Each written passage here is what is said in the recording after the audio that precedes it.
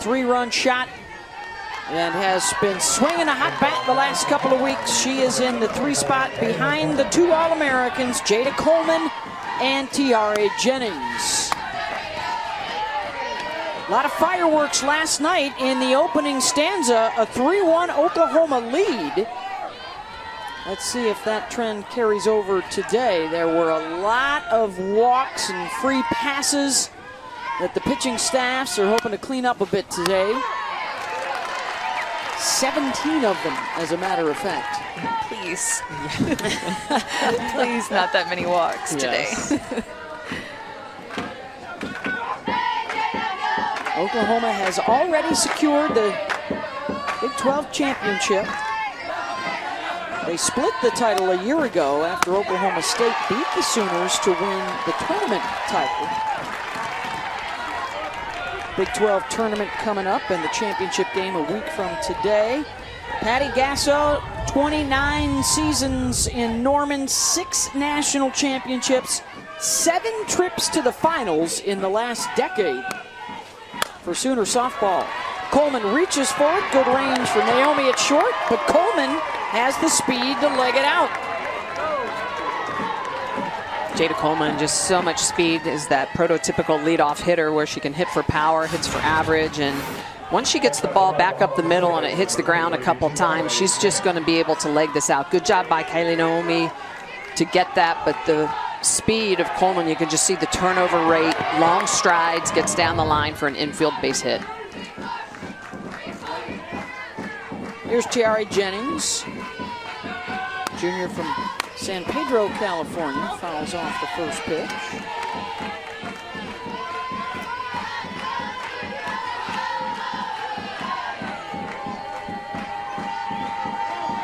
She is one of the finalists, along with Coleman, for National Player of the Year honors, as is last night's game-winning pitcher Jordy Ball.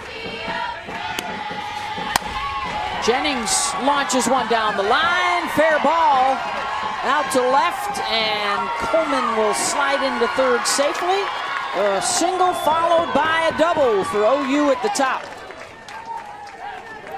Usually Aycock is going to stay more down in the zone, but decides to go up in the zone. And look at how Tiare Jennings gets her barrel on top of that pitch. Drives it off the wall to left field. Back-to-back hits for Oklahoma. It's a tough lineup to face. Power all over this lineup. And now Sydney Sanders. 4 home runs, 11 RBI in her last 9 games for the Sooners. Has really taken off since she had a walk-off hit in their Texas series a few weeks ago and has really found her confidence and her form that made her an All-American last year at Arizona State. It's a new hitting system, and Patty Gasso said, you know, things are starting to click for her. Swing and miss there. One of the things that the Sooners are trying to clean up, 14 left on base last night in their 8-3 win. They hit about 250 RISP.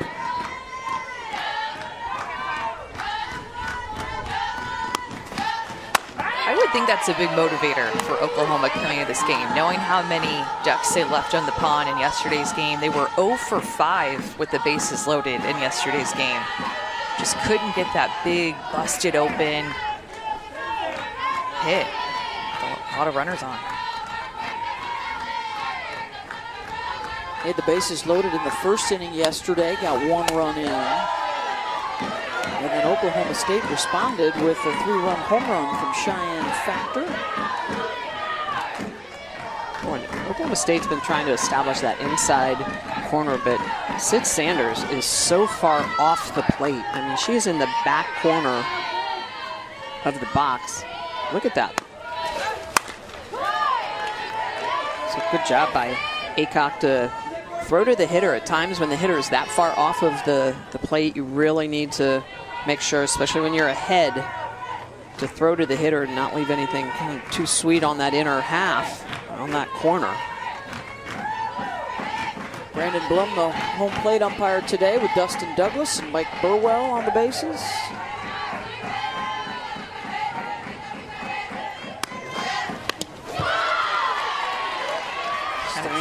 Trying to set up that outside pitch. Yeah. Go hard in, and Aycock throwing with good velocity early in this game. But it took a little off that pitch. Most of her hard stuff's been in the low 70s. That pitch coming in about 63 miles an hour. Aycock has wins on the resume this year against Florida State, Virginia Tech, Nebraska of note.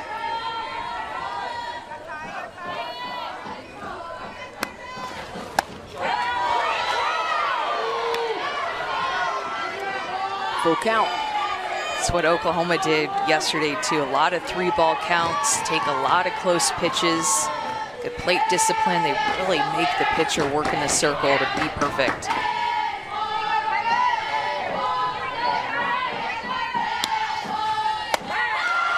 And draws the walk to load the bases for Alyssa Brito, who has homered in her last 2 games.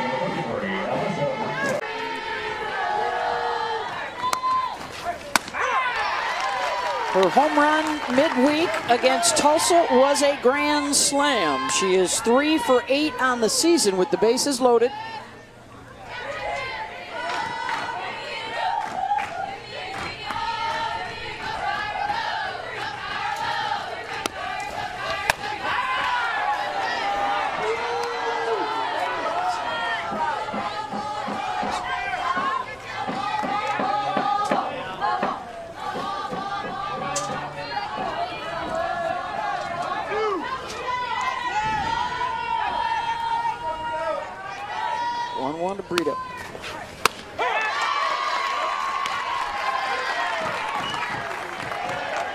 Brito, you guys, so clutch as well. The amount of home runs that she's hit on the road, just nothing phases her. Whether she's playing at home, she brings it. On the road, feels like she brings it even more.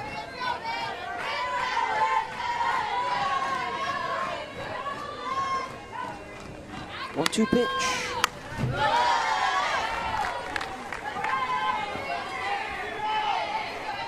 Welcome to Bedlam and welcome to Stillwater, Oklahoma. Just underway here in the top of the first, the Sooners and the Cowgirls, Beth Mowens, Amanda Scarborough, and Michelle Smith, and the bases are loaded for OU with nobody out. And their number 4 hitter, Alyssa Brito, at the plate. Bloodworth comes home for 1, down to first, double play.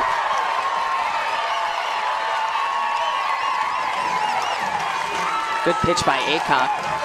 Hitting that lower half of the zone. She was ahead in the count.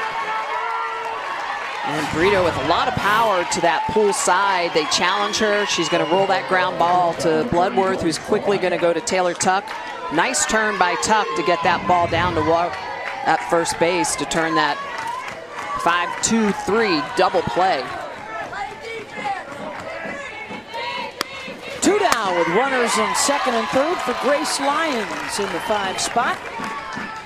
It's so nice to have Kyra Aycock in the circle, who throws more of a down ball and those ground balls. 65% of the balls put in play are on the ground against her to be able to roll that double play.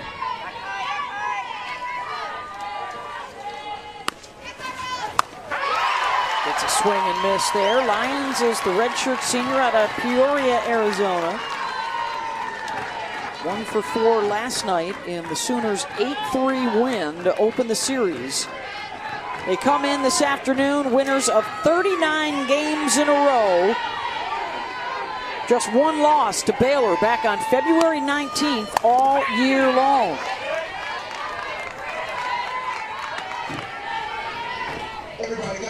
And today they are facing the rookie in the circle, Kyra Aycock from Georgia. Part of that 3-woman rotation that Oklahoma State likes to use in a 3-game series with Kelly Maxwell and Lexi Kilfoyle.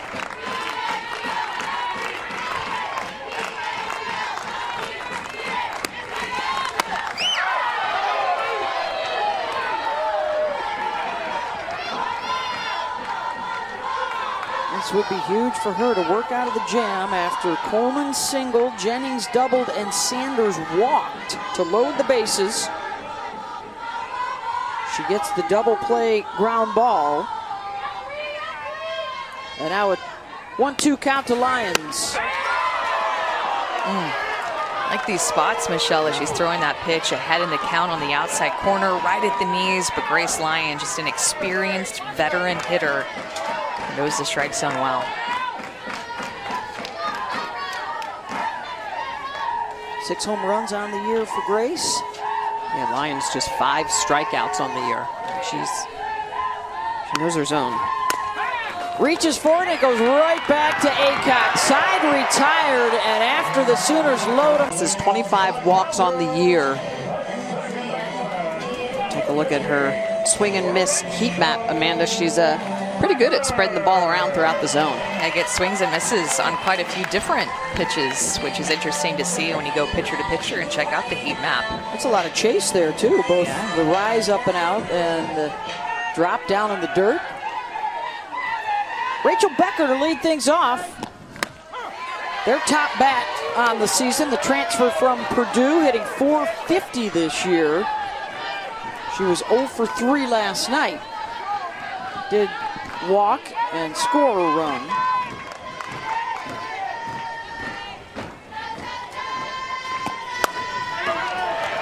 And that has Coleman back. On his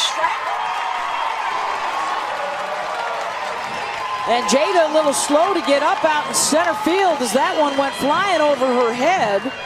And Rachel Becker with the leadoff double.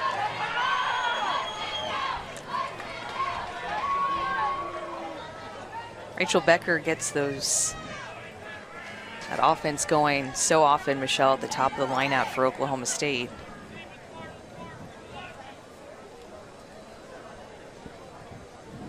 The athletic trainer out there to check on her. Yesterday, an injury to Kinsey Hansen, their starting catcher for the Sooners. She is not in the lineup today. And it appears that Coleman will stay out in center. And a smile on her face. Nicole May tried to go back to this inside pitch. It was actually a changeup that Rachel Becker recognized, and Jada Coleman was playing pretty shallow, had to go back a long way, kind of got caught up, turning the wrong way, then tried to adjust and played it off the wall. Happy to see that she's okay. She's an electric player out there in center field, can cover a lot of ground, and usually has the most perfect reads in center field.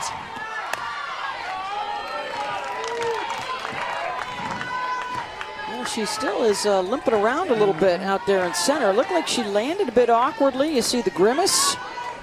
And this is a turf outfield, so Oklahoma plays on a grass outfield, so a little different feel to it. And pregame yesterday and today, Patty Gasso was out there walking around, talking with the players. They were working the ball off the walls, trying to get a read on how the field plays, how this stadium plays. A threat here in the first for Oklahoma State. They scored 3 in the first inning on a home run last night and grabbed the early lead over Oklahoma. As you check out the lineup for the Cowgirls, Cheyenne Factor, the 3-run home run last night to put all their runs up on the board in an 8-3 Oklahoma win. 3-0 count to Caitlin Carwile. Taken all the way.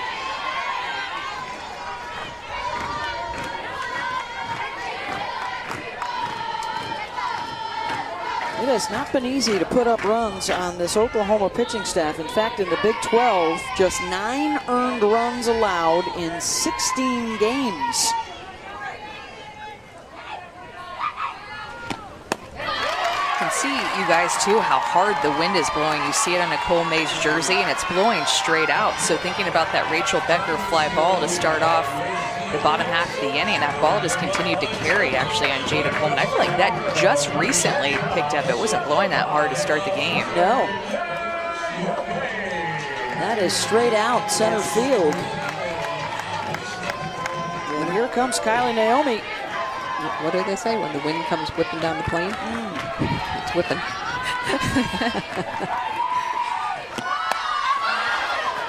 Popped up and caught. Haley Lee, who is replacing Kinsey Hansen behind the plate, makes the stellar defensive play. Well, this is just a great job of popping up and seeing where this ball gets put up in the air. Naomi is going to get under it, pop it up, and Haley Lee, the way she's going to see it immediately, she's going to go out and get it, avoids the bat. Well done for somebody who's not back there on a daily basis. Well, that was a big out. I mean, it's a non-productive out for Oklahoma State.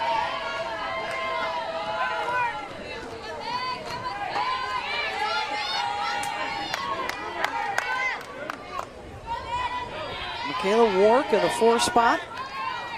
Redshirt freshman out of Frisco, Texas.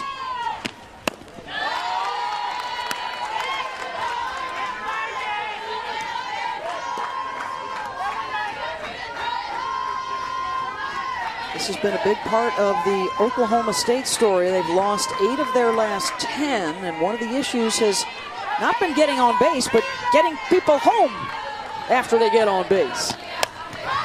The runners in scoring position, the hits with 2 outs.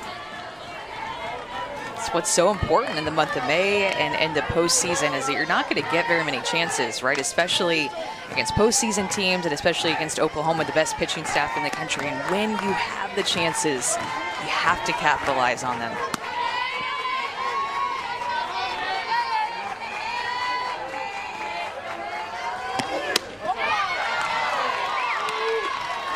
Missed that one away, 2-2. There's Kenny Gajewski. 3 straight trips to the World Series with some clutch hitting. And that's what they're trying to get back on track heading into the postseason.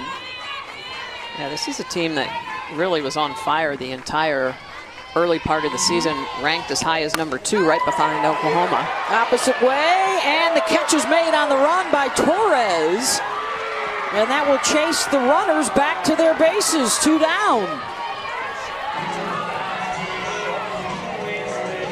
We saw this yesterday too. It's like Oklahoma's defense just makes all of these really unique plays. They make the routine plays. They make the plays that spread them across the field. And Torres able to track down that ball and most importantly keep Becker at second base as she did not tag to move up an extra 60 feet.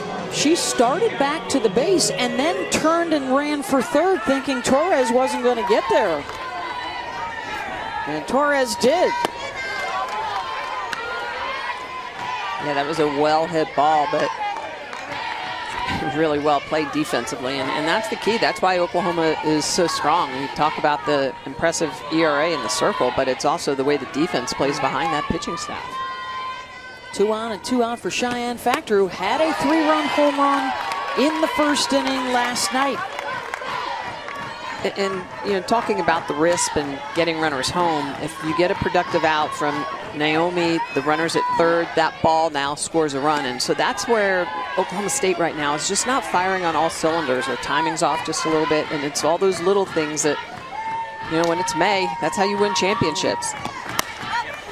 Opposite way, Torres coming on to make the catch. So 2 on and they are left on. Scoreless through. Batting average, the best fielding percentage, the best ERA, and you saw those offensive statistics leading in just about every category as well. Well, and I think that home run, even though they're second, I think they're second by 1. They're number 1 in per game, though. Yes, but it's I think Virginia Tech, who has 92, That's so right. they're 1 off the mark of being number 1 in home runs as well.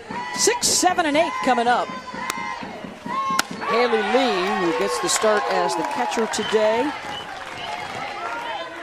Nothing public about any significant injury for Kinsey Hansen, their usual starting catcher, but we did see Kinsey out here. She was taking BP. She looked to be okay.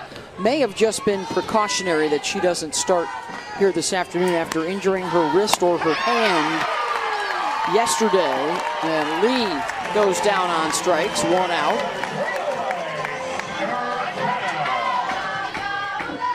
And she got hit on the hand. It looked like it may have hit her between the knob of the bat and the hand, and wanted to try to go out and catch last night, but took a couple warm-ups and said, I can't do it.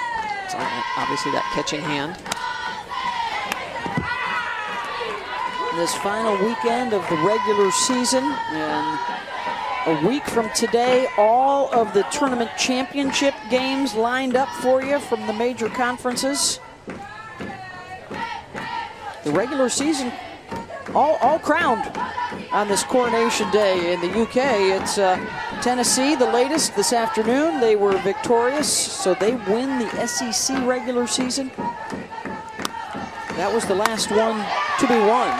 Oklahoma has already secured their 11th consecutive Big 12 title. And how about for Tennessee? It's their first regular season since '07 with Monica Abbott. Oh, Monica, they went all the way to the finals that year. Lost to Arizona in the championship.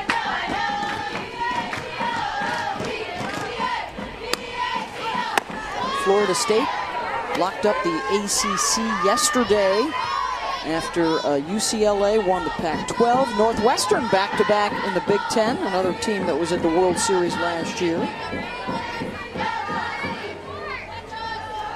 Selection show is a week from tomorrow. Got 2 hours in prime time for you on ESPN2. Sunday night, May 14th. And then it's mayhem. That's when it officially begins, right? After the selection show, or is it right now? May 1st, but I think we're in it, yeah. I actually felt like this year we were in it since February. So it's like the soft launch is May 1st. The soft hard launch launch is selection show. That's yeah. right. There's Jocelyn Erickson. There's a showdown of freshmen getting their first taste of Bedlam. Jocelyn actually last night came on to pinch hit and drove in a run. Lines that to short. Naomi's there. 2 down. Well, coaches are always saying you got to win championships being good at all 3 phases of the game. And batting average, fielding percentage, and ERA, those are the 3.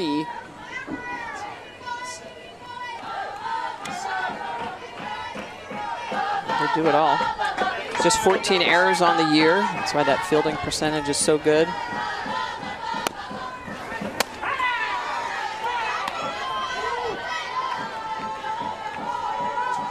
Here's Alina Torres.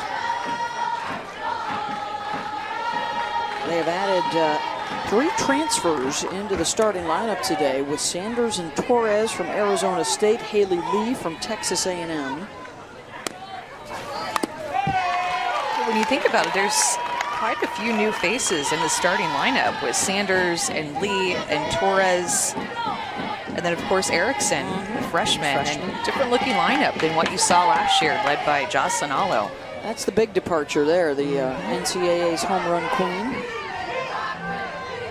So their power numbers may be down a bit with Allo being gone, but their consistency, they have a long lineup. And I mean, 8 of their 9 hitters are hitting over 330. They have 3 hitters over 400. So the sheer analytics and statistics that this team puts out are mind-boggling. 5 different players with double-digit home runs, so they've spread that out a little bit more this year. And now a 3-1 count for Kyra Aycock in the circle.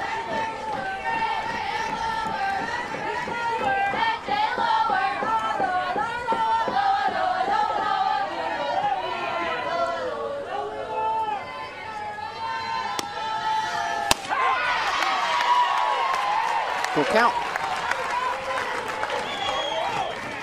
Such a big first inning for Aycock to work out of that bases loaded, no outs jam. I mean, turn the double play, then hold another ground ball back to herself. Huge. Pitching with a lot of poise early in this game, even with her back against the wall.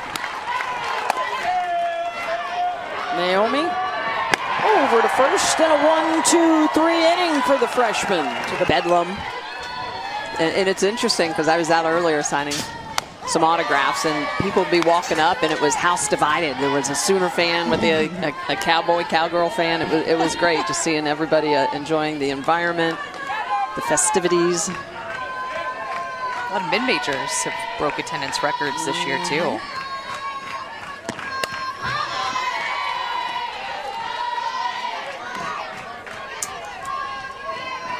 Six, 7, 8 coming up. Morgan Wynn, the senior from Concord, California.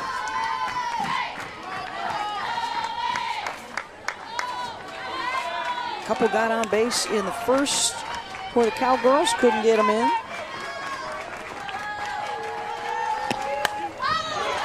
hits so far in the 8 innings that they've faced Oklahoma pitchers. 4 of those 6 hits have been extras. Home run and a few doubles.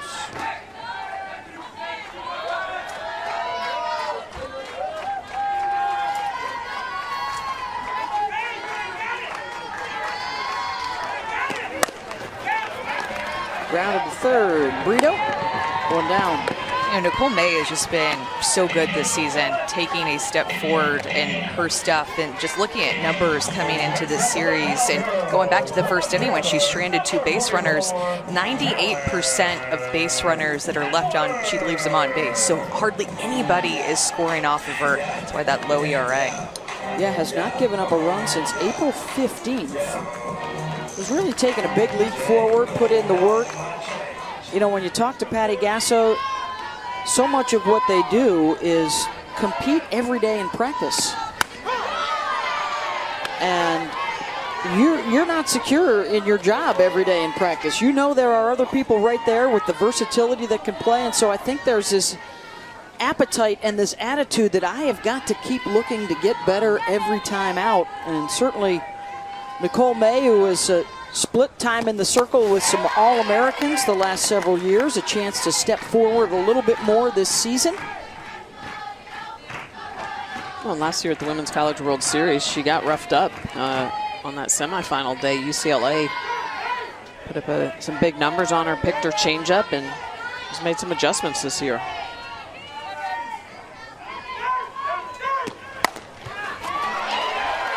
That's a fair ball. Edwards heading for second and going to third. And it's another extra base hit for the Cowgirls. And Edwards is just going to get a pitch on the inner half. This is that off speed, and she is able to get it inside the line past Jocelyn Erickson over there at first base, and it gets into the corner. Torres is going to dive for it and try and get in front of it. Gets into that corner, and Edwards, the freshman, runs very well, and she sees the play in front of her. That's just really good instinct. She sees the ball go off of Torres, so she knows there's no hesitation. She has her eye on third. That's a big triple for the freshman. Runner on third with 1 out. It's Taylor Tuck. And that slight bobble out there in right field, Michelle, by Torres is what helped Edwards get to third base. And this is where I think that home field advantage with all those fans down the right field line. Torres was just right there next to them, and the fans are on top of her. Home field advantage playing a part already early in this game.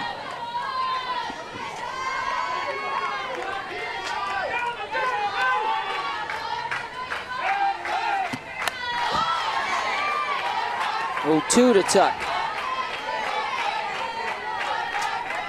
Nicole May isn't getting very many swings and misses, and usually it's about 36% the swings taken against her that she misses barrels. One of the best in the country at swing and miss stuff, along with Jordy Ball and Kelly Maxwell, also here on the field.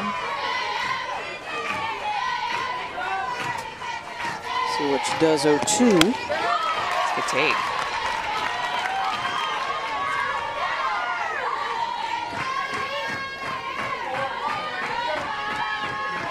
.247 on the season for Tuck. She was 0 for 2 last night for the local product.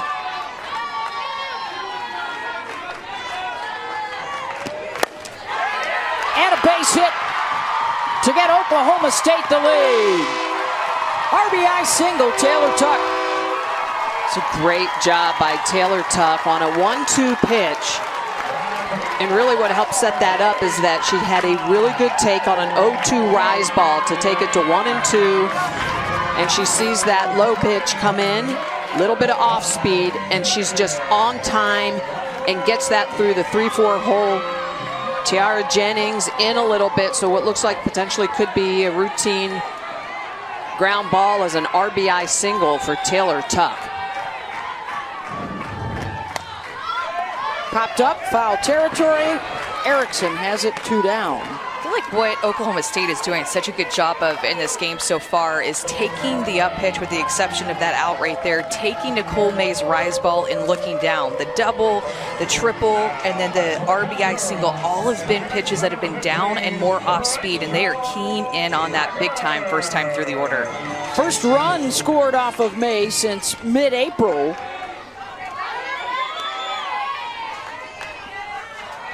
And back to the top of the order.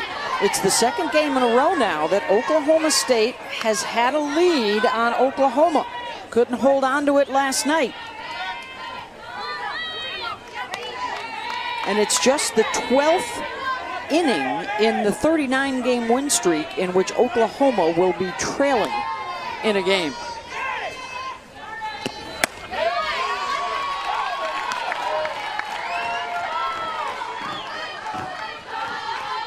And you see Kenny Gajewski over in that third base coach's box.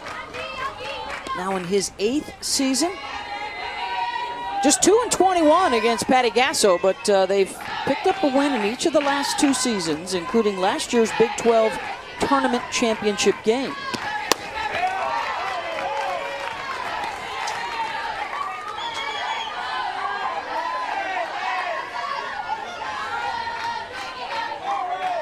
Talked a lot about, you know, when you see these guys every year and there's always emotion involved and bedlam involved, and now you're both going to the World Series in recent years. They have a belief that they can hang with them, and right now they're hitting with them. Third hit of the inning, and the second of the day for Becker.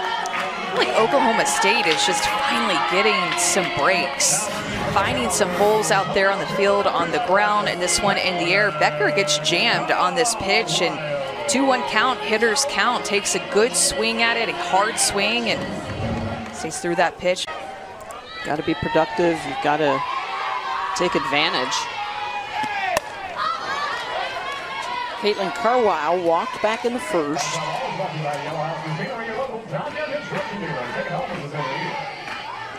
The triple for Talon Edwards, the RBI single for Taylor Tuck as the bottom of the order produces for OK State.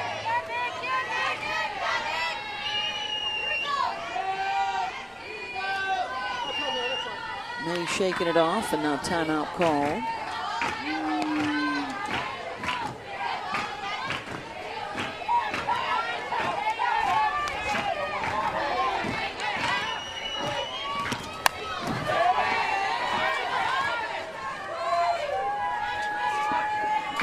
Carwile was in the 6th hole last night. They moved her into the 2-hole. Talon Edwards was in the 2-hole. They dropped her down into the 7th spot. So a little bit of juggling by Kenny Gajewski to try to get some more production out of his lineup.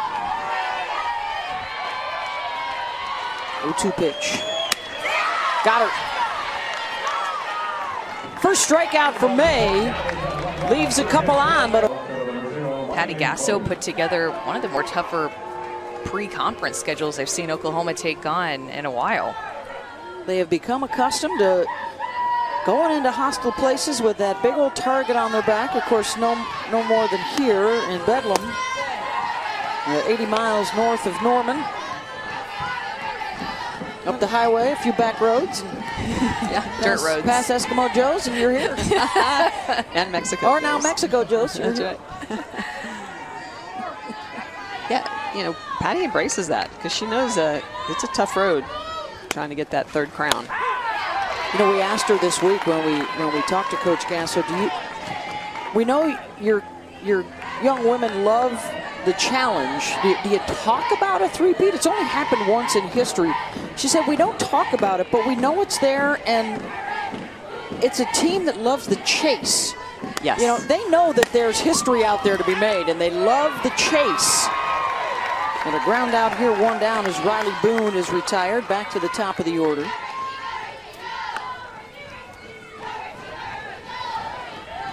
And the chase in the postseason begins next week with the Big 12 tournament. She was calling this a catapult into the postseason. So we're not going to take our foot off the gas. We're going to come up there, even though we've clinched the Big 12. They're going to be the 1 seed in the tournament. We don't know any other way to approach it than to go all in every day.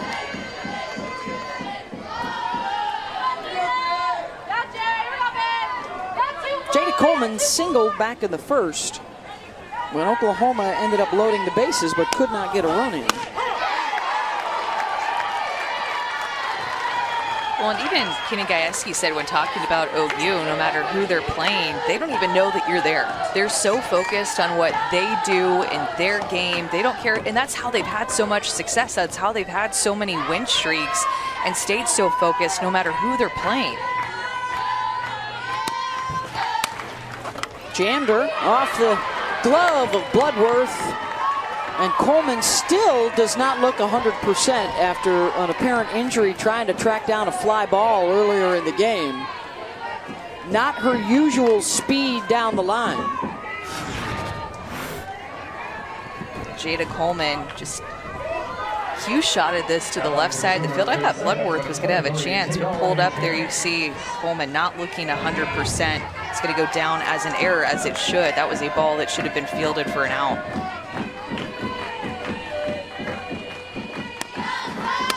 Coleman always does a good job. I mean, her power is to left field, but so is Jennings. You know, Tiare Jennings is more of a pull hitter. So the two of these athletes in the 1-2 spot just do a good job of really working that left side, infield, outfield. That's where most all their power goes. 0-1 to Tiare. 0-2. And so with Jennings, if you take a look at her power, this is her power spray chart. So everything is mostly from center field to left field. Those home run numbers, just very heavy to the pull side. And when she's pitched appropriately, inside, even outside, she'll get around that outside pitch. She's just so powerful. Coleman's looks very similar. However, she's from the left side, likes to hit everything inside out to that opposite field. Jennings grounds to short. Naomi scoops and makes the play. 2 down, Coleman over to second. Our coverage of the NBA play, even this one up. Sanders walked back in the first and got left on base. Even though they scored 8 runs last night, guys, they left 14 aboard. Could have been a lot more damage. Well, and they're so good at taking advantage of mistakes, so they see that door slightly open with the E5 to get Jada Coleman on, and now she's in scoring position, and Oklahoma just so good at taking advantage of these opportunities. A base hit would usually score Jada, but again, we've seen her limping on the base paths here, so that might not be enough. Of course, this time of year, you know, first and foremost, you want to stay healthy going into the postseason. They may have gotten a couple of starters nicked up here the last 24 hours.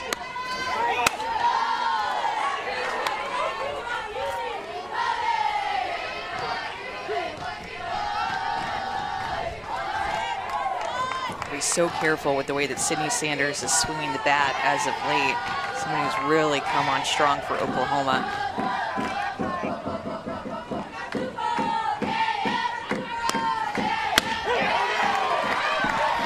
Catches the corner. And yesterday she had a big 3-run home run off of Kelly Maxwell, the All-American, to give Oklahoma back the lead. Shai Factor hit a 3-run home run, and then Oklahoma came answering back. Sydney Sanders with a 3-run home run of her own. So can they respond right away for the second night in a row? Right back to Aycock. And the answer to that one would be no. Still 1-0 Pokes. It's all those adjusted points, the losses to Texas were on the road. There's a lot of stuff they look at. But yeah, ultimately, you want to be playing your best ball at the end of the year, and they've stubbed their toe a little bit. It's always up for discussion. Their favorite phrase, of course, is full body of work. So in the first 45 games of the year, they were one of the best. Absolutely. And in fact, the best start in school history when they opened up 39-3. Well, Kenny Gajewski knows, too, that he put together a really hard schedule for this team. And really, with their RPIs just staying right there at 4, they're getting rewarded for that high strength of schedule. Yeah. He says we'll play anybody anytime. Yeah. I mean, he is not afraid to schedule some tough mid-majors. A lot of schools at times shy away from that. Well, you know, you're always looking as a coach, right, for different ways to reach and communicate with your team, to show them things that they may not appreciate. So he actually asked his research staff to start putting together some numbers. It is the best start they ever had in school history. They are on record pace for team batting average, for team runs scored per game. And so that helped give them a little jolt coming into this series. Yeah, and we talk about Oklahoma's numbers. Oklahoma State, they are top 10 in batting average. They are top 10 in fielding average, and they are in the top 13, I think, with the ERA. So you're talking, you know, just as good. Not a lot of programs have all those facets of the game put together. Nicole May gets the swing and miss there. Second straight strikeout for her, 1 away. It's a nasty drop ball on the outside corner. She's gotten more swings and misses now the second time through the order. That drop ball had some tight over-the-top spin. A little bit off the plate, too, moving away from Naomi. Back-to-back strikeouts for Nicole May. Starting to use that drop ball more consistently, that lower half. Sometimes does it take an inning or so to find your swing and miss pitch? Like you were talking earlier, she hadn't had it yet through that first inning, and now it's popping up a little bit more. I think it's can be a little bit of nerves. And we saw it from Jordy Ball yesterday with a bit of a slow start against Oklahoma State 2 in Game 1. And that's why Patty Gasso and every coach in the country wants their teams to play in atmospheres like this, go on the road and get the experience of playing and being the visiting team. And sometimes it's just dialing the pitch in. Is it too fast? Am I throwing through my spins? Am I locating it right? You know, all that makes a difference, especially for May, who really relies on that off-speed pitch a lot. It helps her rise ball at the top of the zone, get more chase on that. I mean, they have Jen Rocha as their pitching coach on cue right there with the camera shot of her in the dugout, and one of the best pitching coaches in the country. She actually coached together with Kenny Gajewski at Florida. Well, and our crack statistician here, Karen Johns, who's also a catcher, says, hey, what about the catchers? Well, if you look at their starting lineups over the course of the season, May and Lee have not been together since March. Starting a game. So, point taken, KJ, as we like to call it. Now I'm taking marching orders from the 2 pitchers up here and the catcher. Yep, you've got a battery booth. Yes. Our softball family getting set for the road to the Women's College World Series. We're going to be spending a lot of time together.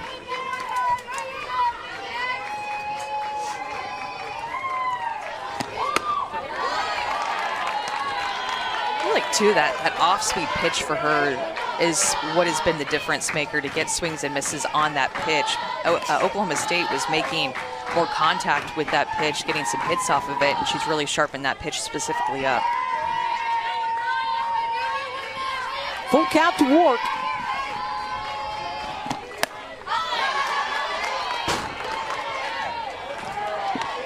It's off our rooftop here.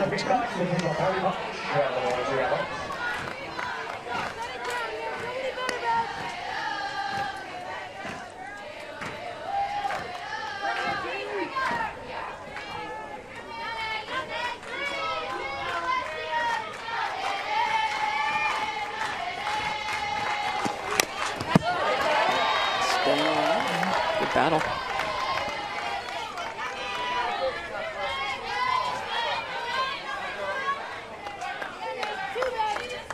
Yeah, if you could get a win this weekend, I think you're feeling really good if you're Oklahoma State. I mean, if you get a series win, you're feeling even better, of course. But one win against Oklahoma with the season that they've had and just 1 loss on the year is a big deal.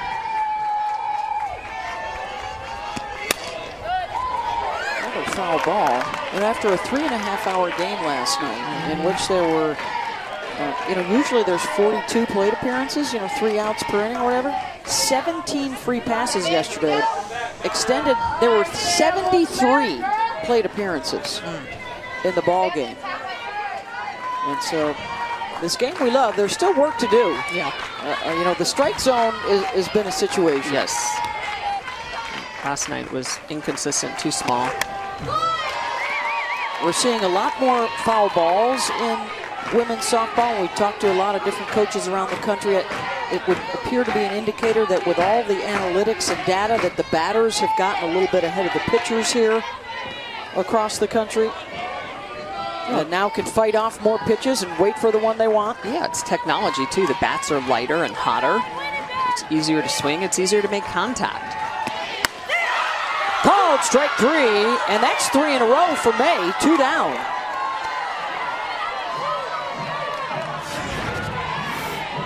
Third strikeout in a row for Nicole May. And you can tell she is fired up on this as a pitch low in the zone, a drop ball. And I think that's something that Wark needs to go after. It's a 3-2 count. Jen Rocha liking the call and liking the pitch.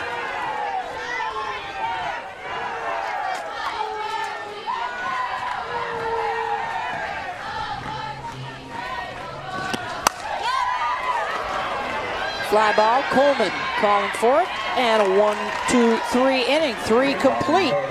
1-0 would make it 54 Big 12 series wins in a row. And if you go back to a few series where there were rainouts and they only played a couple games and they were even, it's 71 straight over the last 12 years since they last lost a Big 12 series. I believe it was a 2011 to Oklahoma State was the last series loss. 4, 5, 6 coming up. I don't think the Cowgirls are interested in resting on a 1-0 lead, however, because let's see, Oklahoma had a 1-0 win their very first day of the year over Liberty. Since then, they've been held to 2 runs a couple of times, but more often than not, double digits.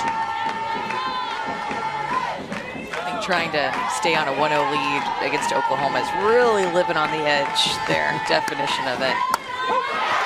Aycock, however, has a good game plan right now, throwing 72% strikes on the day, and she gets her second K. Second strikeout of the day, and thrown with that great velocity. She works this on the corner. Good job by Taylor Tuck to get out there, hold it, show it to the umpire, get the call, but it's been a lot of good down movement as well. It's 72 miles an hour on the outer half, gets the call. I like the way that she's throwing the ball today, and talking about strike zones, I mean, I like this umpire's strike zone is getting bottom of the zone most times and getting a little bit. Little leeway? Little leeway, and you can tell that that just helps to move the game along and make the hitters pick the bat off the shoulder and swing. People pay to watch them hit, not walk, right? Absolutely, 100%. And I agree. I think it feeds into the hitter's mentality now. Okay, I'm going to be a little more aggressive. Yes.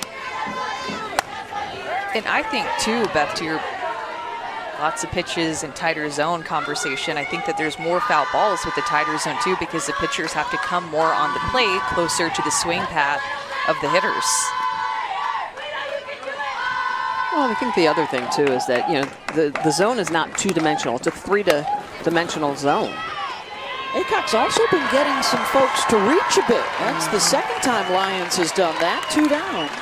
And with that three-dimensional zone, the ball can be cutting through the upper outside quadrant of the zone and then sliding into the river and potentially, depending on the movement, even into the opposite batter's box. So the further back a hitter is, the more a pitcher that can move the ball through the zone can capitalize on the front of that three-dimensional zone.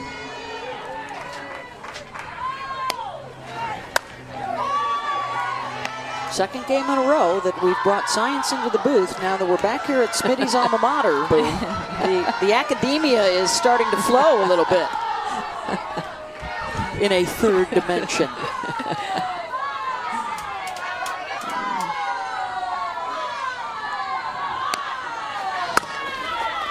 Another ground ball out. Second 1-2-3 inning for the Rook. Showing her stuff. Stanford and Washington all wins, and it just kept building from there. In foul territory, Lee back onto the field of play, 1 down.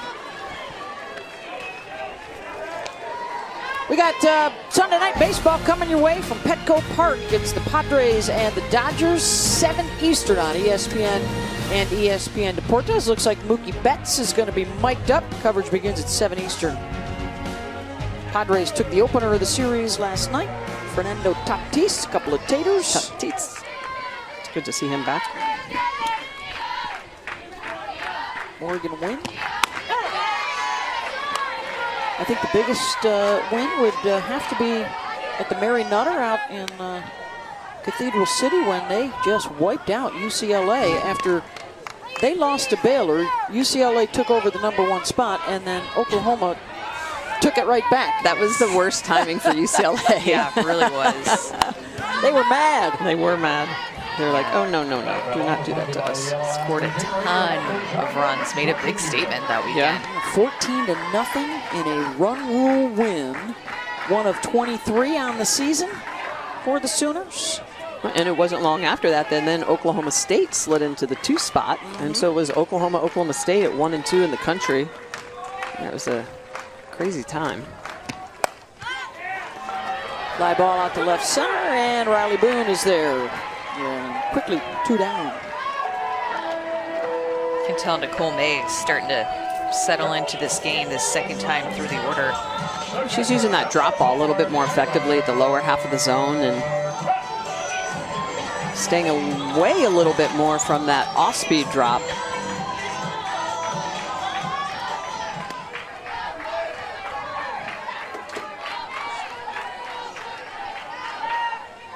Number 8 hitter is Taylor Tuck, who had the RBI single, the lone run driven in here so far this evening. Activity in the bullpen for the Sooners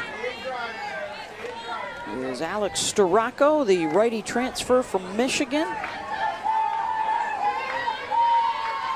He starts the day just 2 strikeouts shy of hitting 1,000 for her career.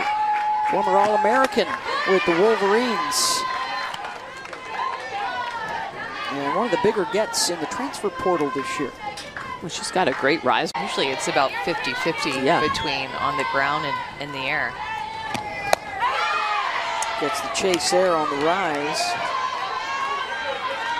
And that's one thing I've seen Oklahoma State do more as of late than they did early in the season, and that's chase non-competitive pitches. They're not identifying those and holding off. This is an Oklahoma State team that has more walks than strikeouts.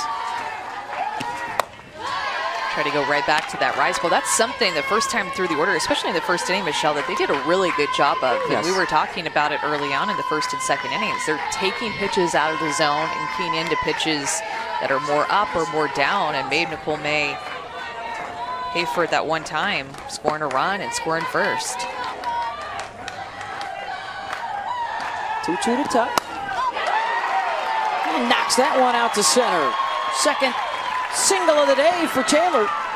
And a 2-out base runner. That's why it's so important to make those in-at-bat adjustments. So Tuck chased that rise ball. Nicole May went right back to the rise ball, and Tuck confidently took it, learned within her at-bat what May was trying to do, and then May gives her this pitch. It's about belt high, more of a mistake, and Tuck able to capitalize on that mistake and get on. Number 9 hitter, Megan Bloodworth, popped up in the second.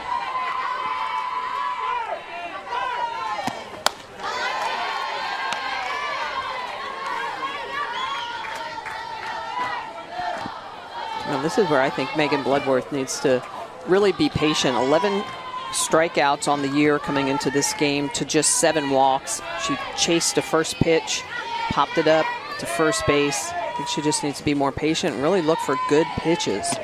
Well, she is hitless in her last 19 at-bats.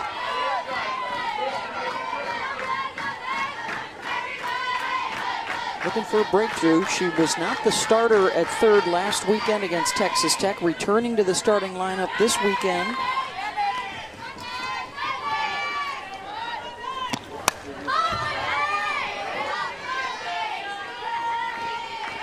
Three pitches in this at-bat. Actually, in this series, she has made 3 outs and just seen 3 pitches. So first pitch swinging, outs in her previous at-bats.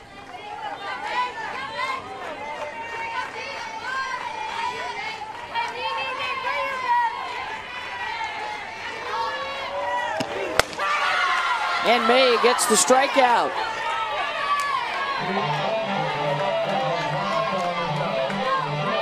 Taking advantage of mistakes, too. Remember, Oklahoma State made that error, and usually Oklahoma just right on top of things with that, but not today so far.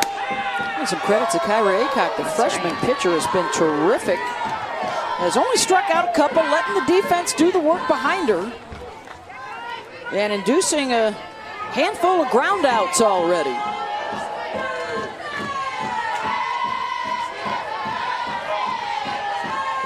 Just a couple of hard-hit balls, really, and those were the first 2 batters of the day, Jennings and Coleman. You know, and a lot of that probably is nerves, you know, better located pitches at this point.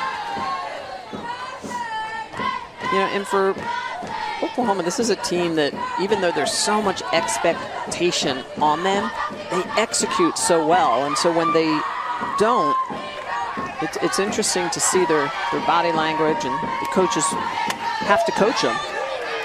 I think it's important we've seen them throw or get thrown a lot of different pitchers their way. Like Texas Tech threw a different pitcher every inning. So they get thrown a lot, right, exactly, in one game. And they get thrown a lot of different things their way. Everybody just trying to beat them in a different way. And I think a good way to try to go at them is to stay down in the zone. And that's what Kyra Aycock is so good at doing, with using her drop ball, with using her off-speed pitch to get them to roll over some of these ground balls and try to keep them in the park.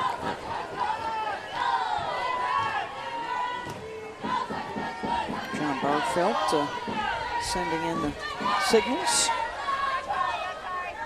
Cowgirl assistant. 7, 8, and 9 here in the order. Jocelyn Erickson, who lined to short her first time up, now a full count. Throwing with good velocity. That's what I was going to say about her, too. Still throwing 70, 71 miles an hour.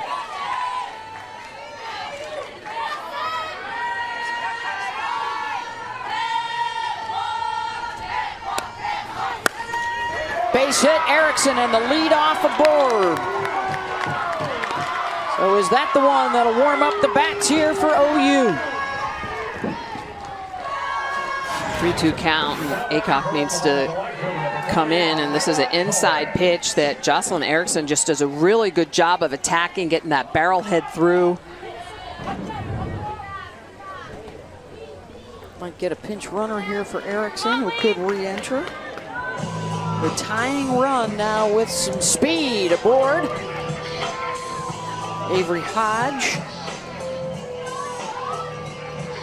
This is an important moment right here in this game, too, because Aycock has the ability to turn a double play with how many ground balls that she throws. If they could turn a double play here and not have to face the top of the order, it'd be huge. They got one of those back in the first inning to deal with the bases loaded threat. Here's Alina Torres, grounded to short her first time up.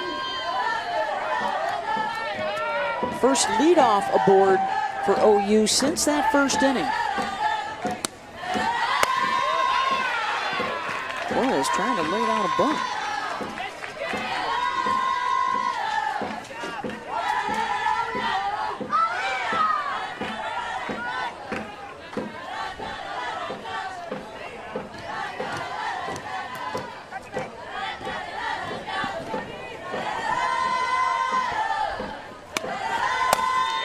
Swinging away, and a grab at second by Becker. One down.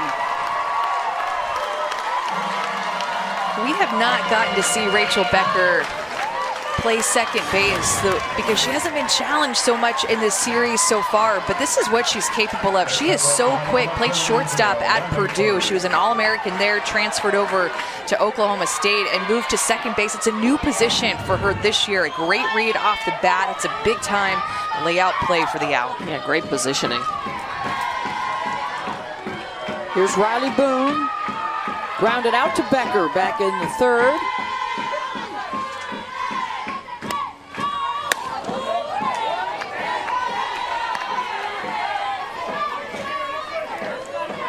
It's a nice pitch on the outer half. Doesn't get the call.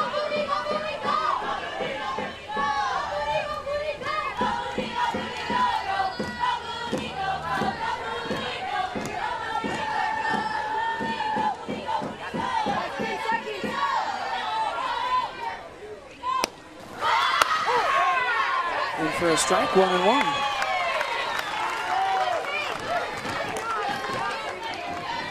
Boone had a couple of hits last night for the Sooners. Terrific out of the 9-hole. It's one of those 9 holes that just is so strong at turning over the lineup.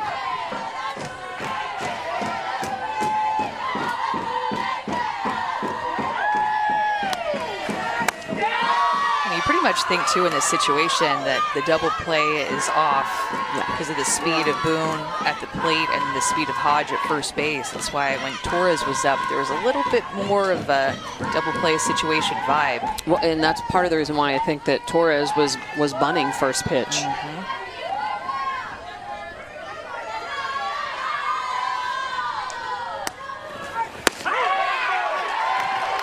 2-2.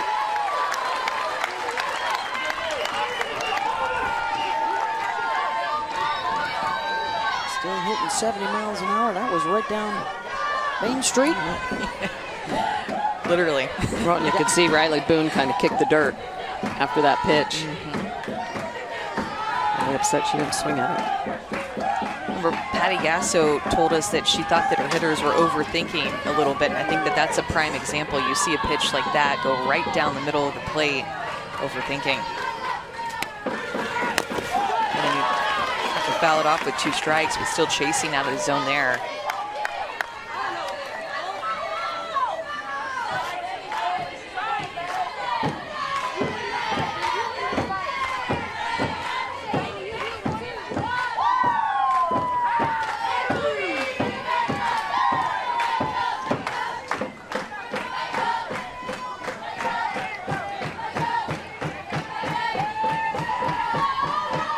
Here's the 2-2 from Aycock.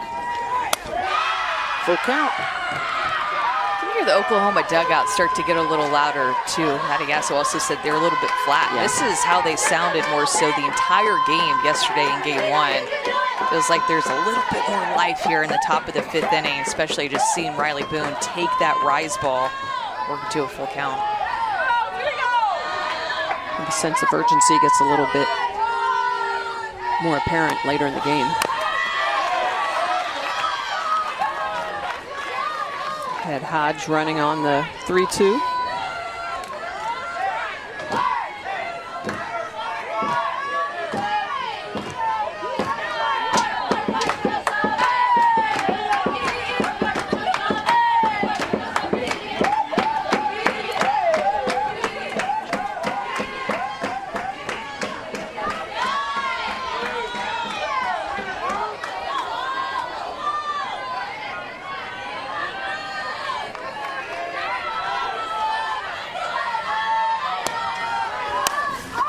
Boone picks it and lifts it up, and it's caught behind the bag at first by Wark. 2 down now for the top of the order.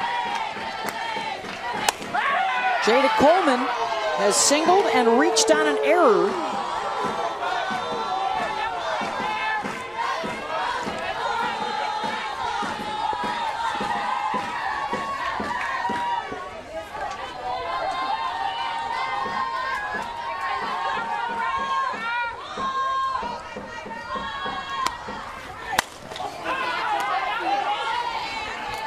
Big at bat right here in this game with Tiare Jennings on deck, and Jada Coleman, who has had such a good year all around, but seems like she's kind of cooled off in the past week or two, but I'm sure they want to get that in Jennings' hand as well.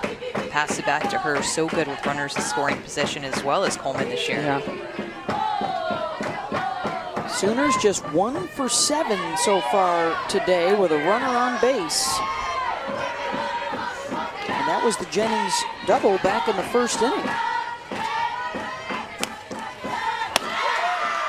Runner goes, the throw down a bit offline, and sliding in under the tag is Hodge.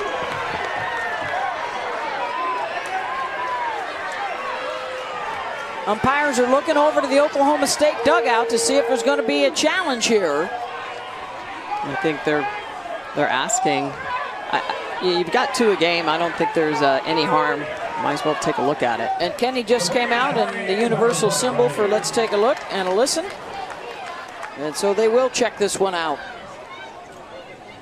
Call on the field is a stolen base for Avery Hodge.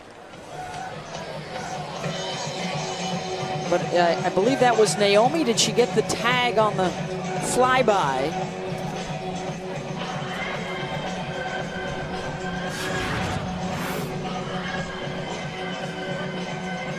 Throw slightly up. Oh yeah. Yeah, she looks out to me. Me too. That's an obvious one. Yep. Taylor Tuck has a great arm, and the throw's slightly offline, but a really good job by Naomi. No, guys, no, man. no. This is why it's so important to look at all Here's the one. Here's the one. This right is the here. one. Here's the See one. if they get her. Wow. It's hard to tell if it hits her leg. I mean, Naomi does a good job of selling it afterwards. Right there. Haven't seen the evidence yet to try and change it.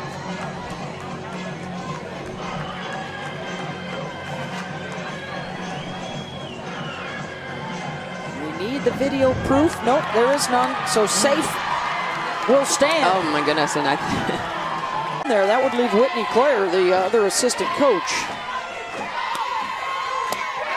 And we haven't gotten any word yet here in the booth, so we'll work on that.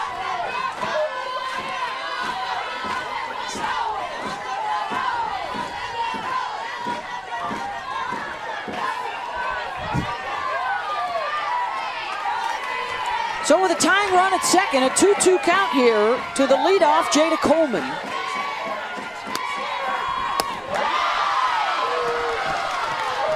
And another full count.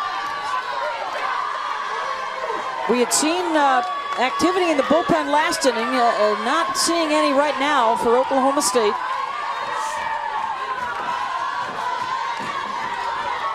There's Hodge at second.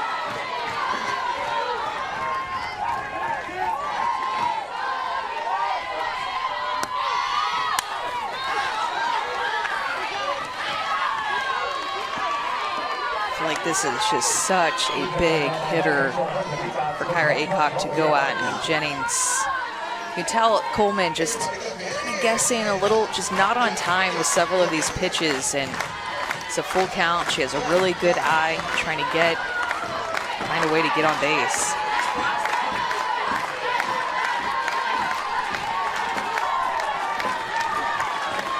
Three-two pitch. Ball 4, 2 aboard for Tiare Jennings now as the go-ahead trots down to first.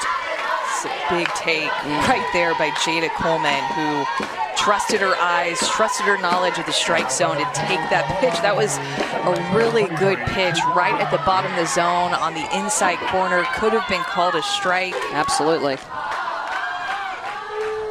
Yeah, that's a situation where the ball. Jennings doubled in the first, grounded to short in the third. 12 home runs, 50 RBI on the season for Tiare, including one last night. First pitch swinging, pops it up. And the catch is made by Edwards in left. But always difficult to try to pull out of it against the #1 team in the country. Yes. It's the top of the order here for the Pokes. Becker, Carwile, and Naomi. So as best we can gather, an assistant coach or somebody else in the dugout was ejected for arguing the call. It was obviously not Kenny Gajewski or their pitching coach, John Barkfeld.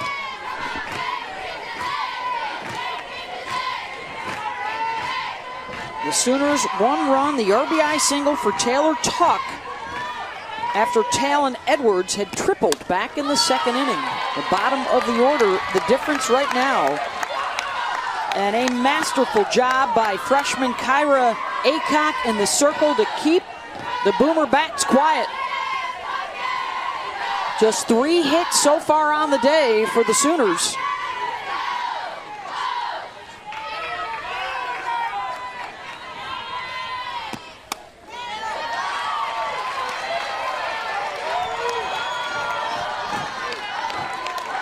Three good takes by Rachel Becker.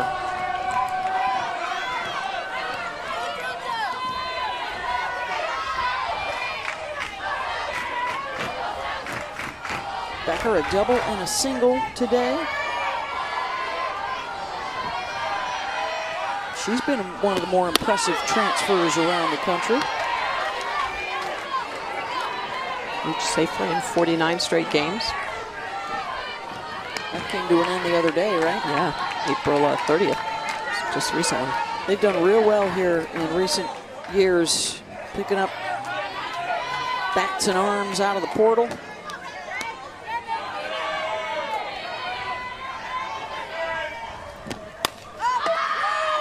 Found the territory and one of the reach of Lions giving chase. Yeah, and Kenny Gajewski told us that she chose to come to Stillwater. 3-2 pitch.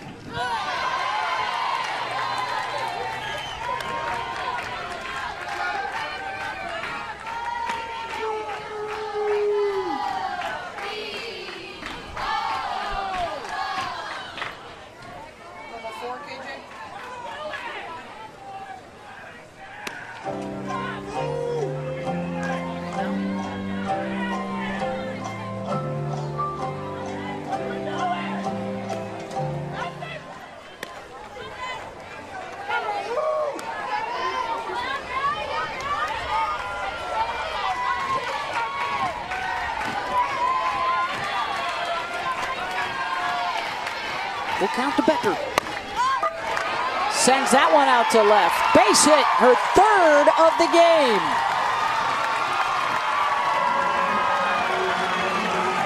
And the 2nd time she's been able to lead off an inning. Yeah, just a really good job by Becker to battle. She went 3-0, and then Nicole May fought her way back into this full count here and just gets a pitch on the inner half, spins off it a little bit, but dumps it out into the green.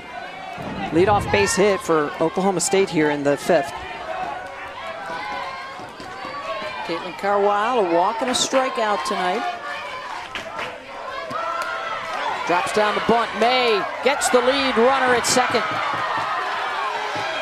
This team just absolutely loves to play defense, and some confusion at 2nd base as Becker just didn't know whether to get off the field or not. But Nicole May, as soon as she saw this bunt, was pretty firm off the bat. She knew exactly what she wanted to do, and Becker even has some speed, and she was so convinced that she could get that out at 2nd. Keeps a runner out of scoring position. That's a big force out at 2. One down, it's Kylie Naomi. A swing and miss from May.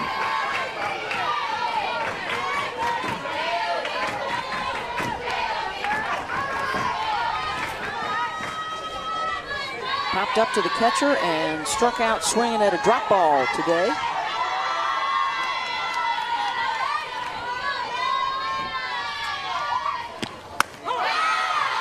Oh, 2.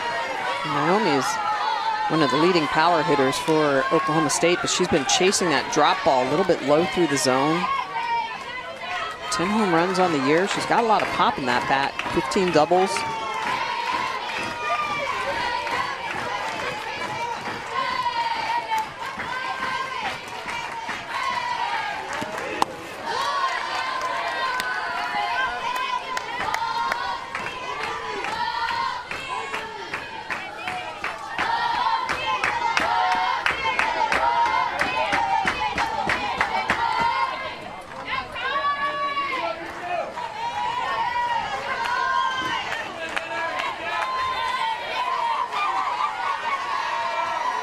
1-2.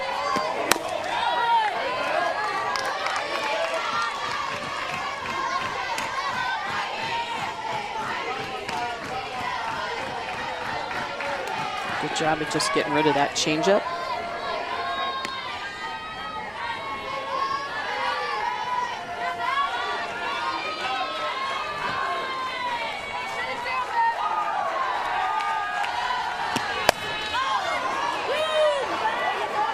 In foul territory and room for Riley Boone. 2 down. Well, after this weekend series, it's on to Oklahoma City for the Big 12 Softball Championship, May 11th to the 13th. Our coverage gets underway with the opening round on Thursday. Check it all out with Big 12 Now on ESPN+. That championship game a week from today. Last year, it was these same 2 teams.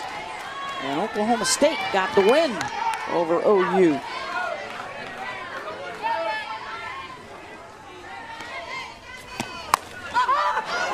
Infield pop, and that'll fall in front of Jennings. And they will call interference on the base runner.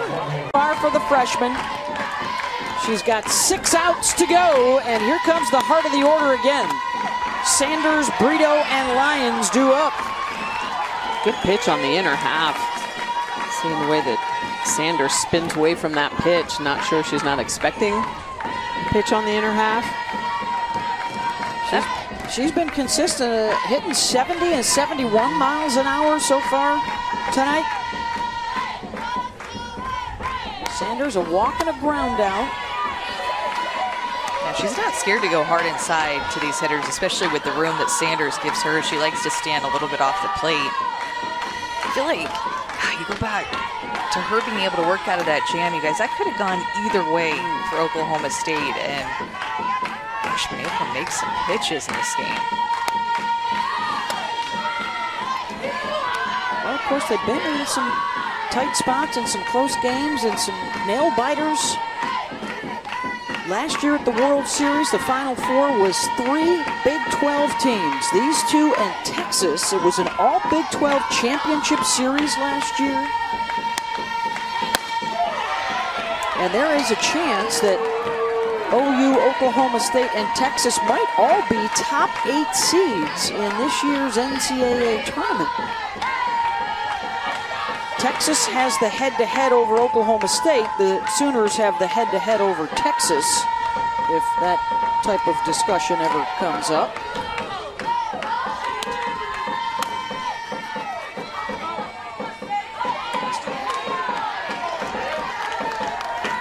And this is what the RPI says right now. According to the experts, the Big 12 has the best conference RPI, followed by the Pac-12, the SEC, and then the ACC. Which for many years it was the SEC that had the top RPI conference ranking. Another big piece of criteria that the selection committee will use. And a strikeout looking for Aycock, 1 down. Aycock doing a really good job of working Sid Sanders on the inner half. So a lot of pitches on the inner half, and then she goes to this outer corner, and Sanders looking inside. You see the way Taylor Tuck is going to get in a good position and frame that pitch. Well located just above the knees on that outside pitch. 3rd strikeout of the game. Here's Brito, hit into the double play in the 1st and then struck out in the 4th. Won't forget whenever we had Oklahoma State at the Clearwater tournament in February, Michelle, we were talking to Kenny Gayesti about Kyra Aycock, and he was like, it's just a bunch of legs and arms coming at you because she's so tall and long. And I feel like that camera behind home plate showing that strikeout just proved that. That's what reminded me of when he said that. And you could tell it's just a lot coming at you with how tall she is and long. Well, that lead leg, Smitty, you like to point out all the time, the ones that can reach out beyond the pitcher's circle, and she's releasing that ball a lot closer to home plate. Absolutely, it's an 8-foot circle, and so if you look at the release point, she's going to be somewhere, so we start at 43 feet, you're looking at somewhere around 37 feet or so, 38 feet, she's releasing the ball.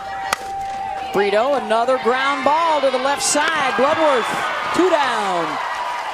I will say, too, you guys, she has done a really good job of throwing strikes, but there have been some pitches that she has missed over the heart of the plate that Oklahoma has either taken or mishit. And props to Kyra for changing speeds, throwing her off-speed pitch about 10 miles an hour slower and being able to mix up a little bit and down. But there have been some hittable pitches at Oklahoma, some mistakes that just have not barreled up.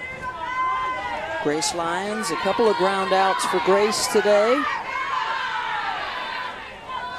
They have just, and that one gets through the shortstop Naomi.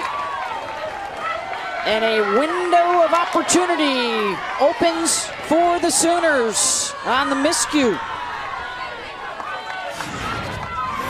Like Kylie Naomi just let this last hop play her.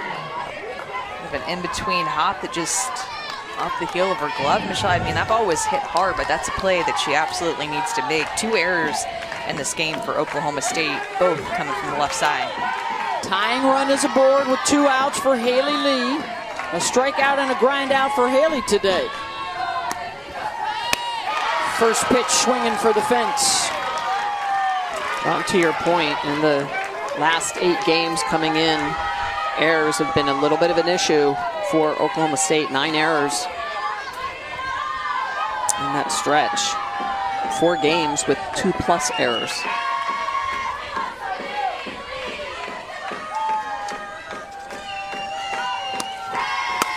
Lee, another nice play by Becker at second. Robs a base hit. 3 there at the top of the list. And the Pokes have kept them quiet so far. They've got 1 more at-bat to deal with in the 7th. Can they pad the lead prior to that? 5, 6, and 7 for Cheyenne Factor here, sporting that turquoise jersey, a nod to Native American heritage here in the state of Oklahoma. And especially proud for Cheyenne to wear that, a Native American herself.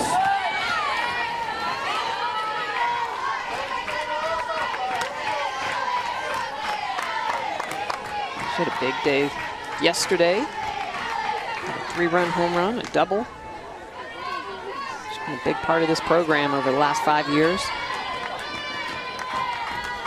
Feels like her and Kylie Naomi have just been here forever. Yes. Felt the same way about Sydney Pennington, too.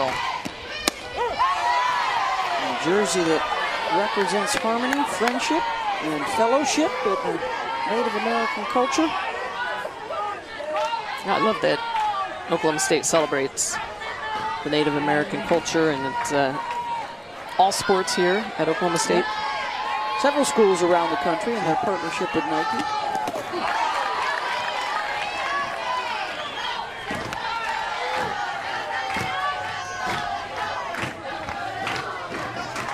Nicole May was gone the distance for the Sooners. Just the 1 run on 6 hits for her. They struck out 4 tonight.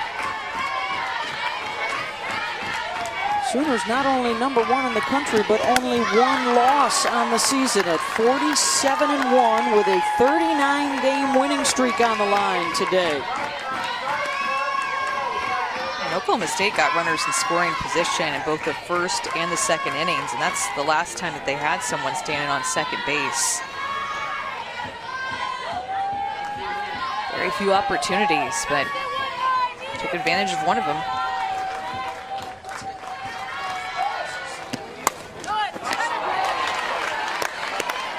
The liner to third, Factor is retired, 1 down. His final weekend of the regular season, then into the conference tournaments. It's a debut tournament for the Pac-12 this year. Otherwise, there may be some bid stealing going on that would put some big names in jeopardy. Yes. It's always interesting who the last 4 in are and the last 4 out.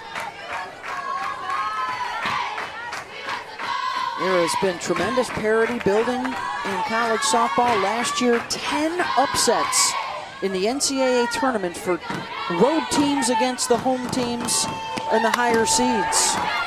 The mid-majors have been making a ton of noise this year. Oklahoma State's heard some of that from Wichita. Yes. likes of Central Arkansas, and Liberty, and Longwood. Liberty played Oklahoma tight earlier this season. That was the 1-0 win. That's the fewest runs that anyone's held OU to.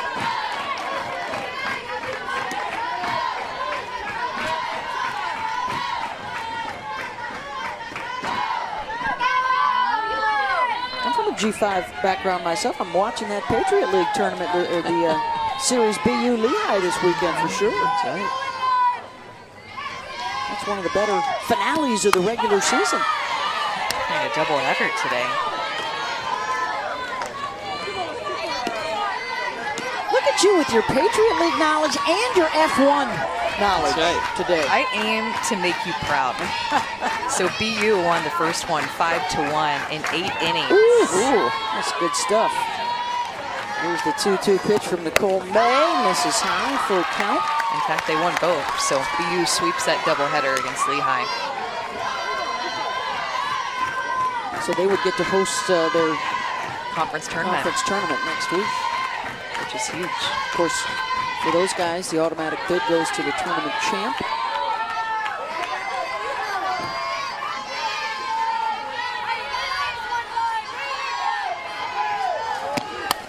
Full count win, pops it up. And get out of play.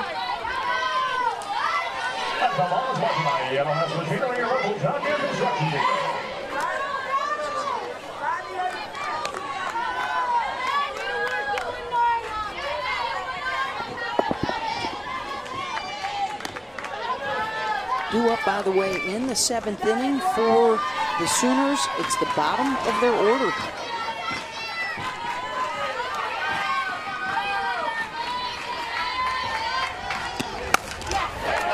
Base hit through the left side for Wynn. It's a really good at-bat by Wynn. Battled, fouled off pitches. Worked Nicole May to a full count and gets a pitch she can handle.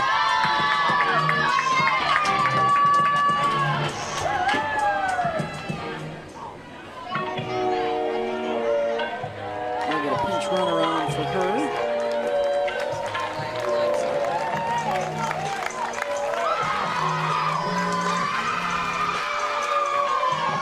That's a Haley Sokolowski.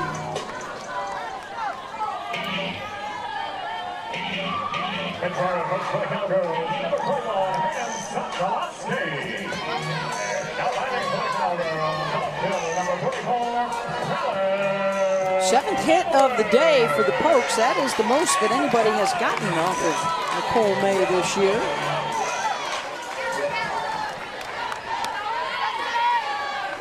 There's Talon Edwards, who's got one of those 7. The triple in the 2nd inning came in to score the only run of the day.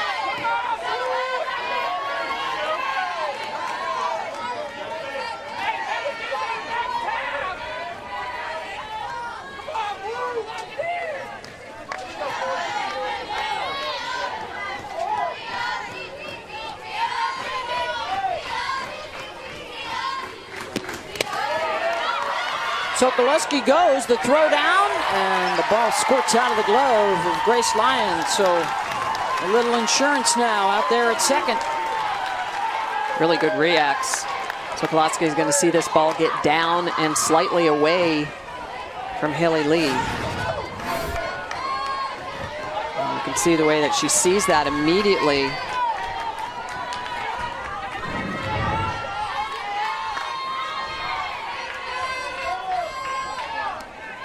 1-1 to Edwards. Off the end of her bat. That'll move the runner over, 2 outs. NBA playoff coverage continues tonight from LA. The Lakers and the Warriors, their series all even at 1 apiece. So game 3 tonight, 8:30 Eastern on ABC and the ESPN app.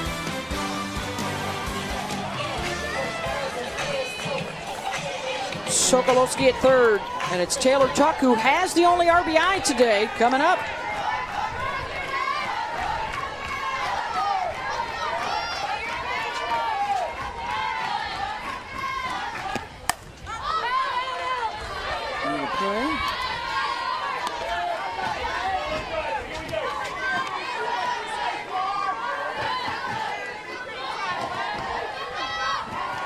Tuck also singled in the 4th inning off of May.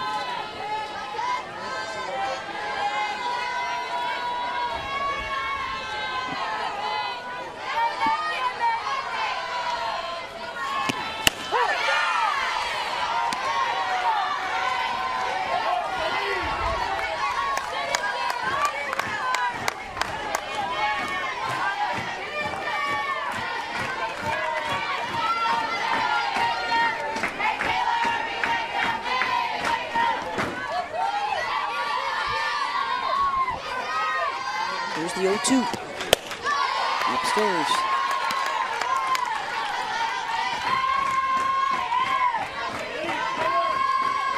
The bottom 3 in the order today for Oklahoma have 1 hit.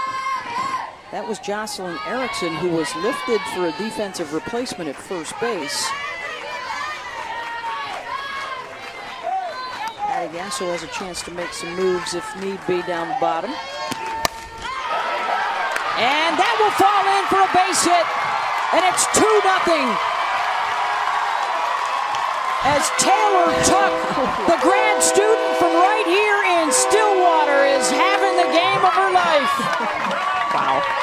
From the 8th spot, you guys, her first RBI was on an 0-2 count. This one on a 1-2 count. Taylor Tuck is battling in the box in this game from the 8th spot. The hometown kid who knows exactly what this rivalry means has come up for Oklahoma State with a huge insurance run in the bottom of the 6th. 3 for 3, 2 runs batted in.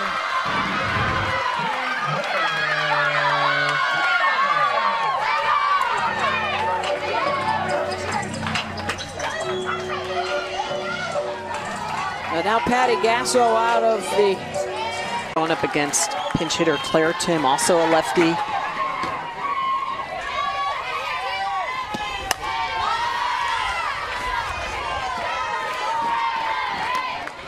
Last relief appearance was May 2nd versus Tulsa. They used her quite a bit in relief. Her and Jordy Ball have the most relief appearances on staff.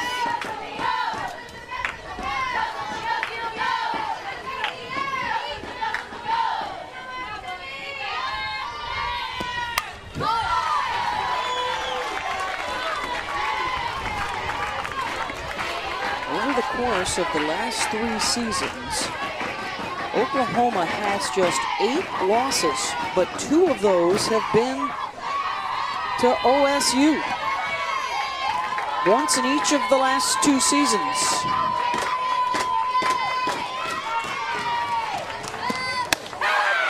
Called strike 3, Deal gets the job done. Last chance for the Sooners. Down, 2-0 up the series, with a chance to end the series win streak tomorrow. Oklahoma has not been shut out in a game since Alabama did it in the 2019 World Series. They've scored in 197 straight. And it's a freshman dealing in the circle. Kyra Aycock trying to close it out against a freshman at the plate in Jocelyn Erickson. Had a hit last night in game 1, has a hit today in game 2.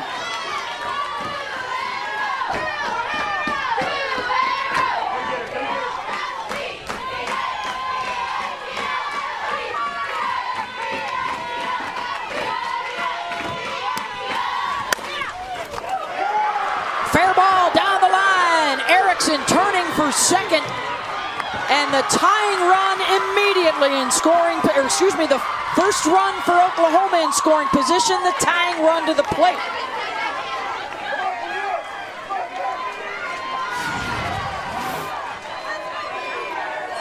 Erickson, the freshman, battling off an 0-2 pitch. It's trying to make its way even more inside, but she's protecting with 2. That ball just stays right down the first base line, and Oklahoma State trying to get it in and keep her at second.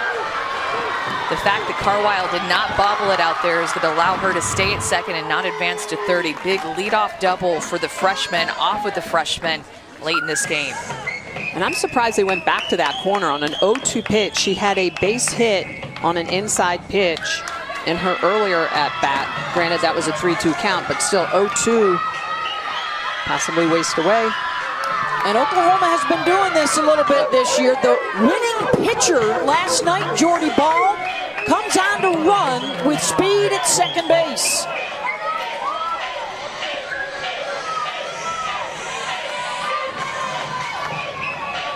They had him loaded in the first inning, couldn't score. They threatened and got base runners on in the 5th and 6th, couldn't knock anybody in. And here's Alina Torres, who's 0 for 2.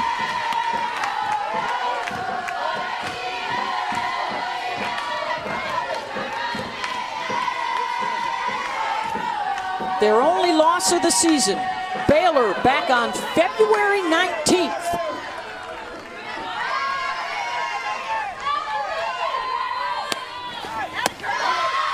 Seemed like when Deal got that strikeout after she came in, you guys, everybody on the Oklahoma defense and dugout was so fired up, just trying to let that be the spark that gives them the energy to get back into this game. That's one thing that Oklahoma does so well. They celebrate all the little things that keep that energy.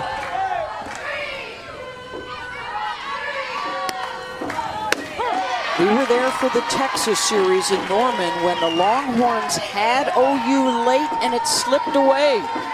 The Sooners rallied to walk it off.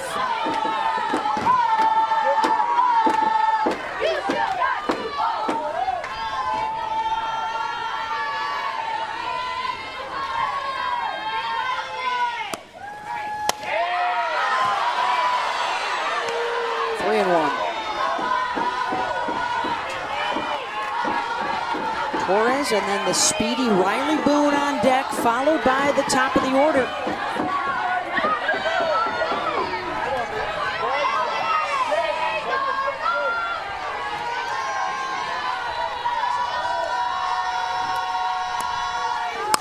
Torres, base hit.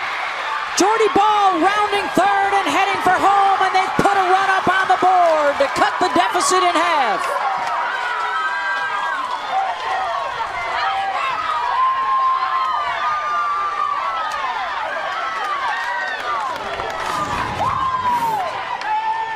Torres just getting a pitch that she can handle, is locked in. You can see the head is down, on time, that big leg kick, and just bashes that ball. And Jordy Ball seeing it immediately off the bat, knowing that that is going to plate her. Oklahoma cuts the lead in half. Tying run at first, go ahead now at the plate. Boone will step out.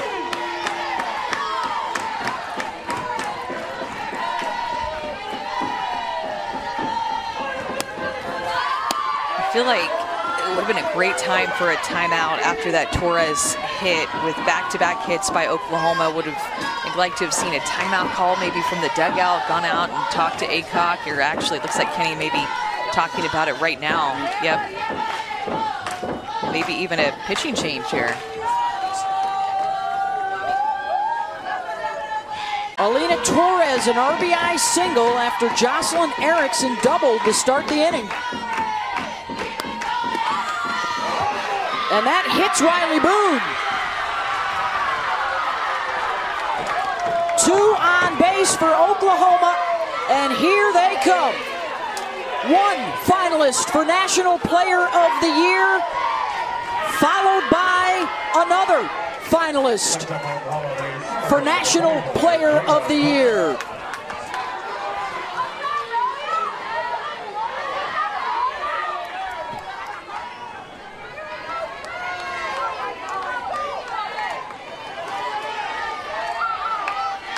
Jada Coleman has reached all 3 times, a single, a walk, and an error.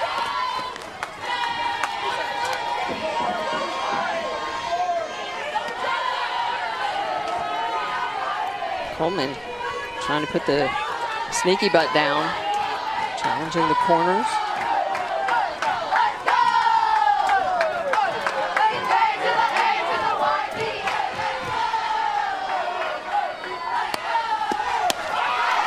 Swinging away. 0-2.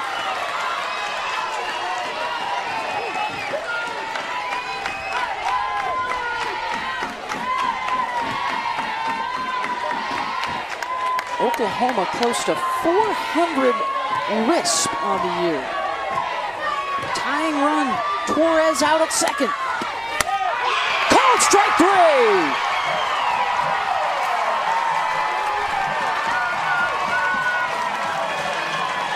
One down. Kelly Maxwell just working that outer half. Really good pitch. Look at the movement on this. You can see the great rotation on this ball. Good job, good hold. Jennings doubled in the first, grounded out in the third, flew out in the fifth. Her last 2 at-bats, she had runners on base. And now a third time.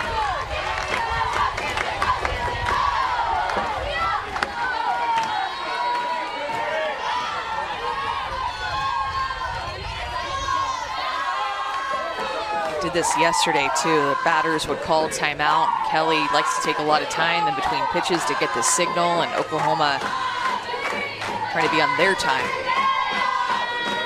This clash of All-Americans, Maxwell, Jennings. Oh, she lost it, and the base runners will move up.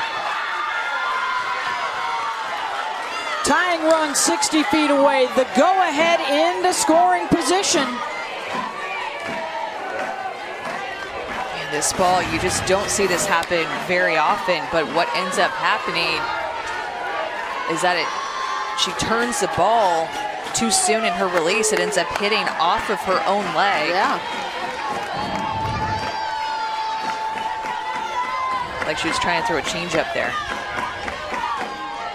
Now a sac fly comes into play for Tiare Jennings. Takes a look at a strike, 2-1. Well, really errant pitches in Kelly Maxwell's outing so far. That one that hit Riley Boone, and then that pitch that went off of her leg there.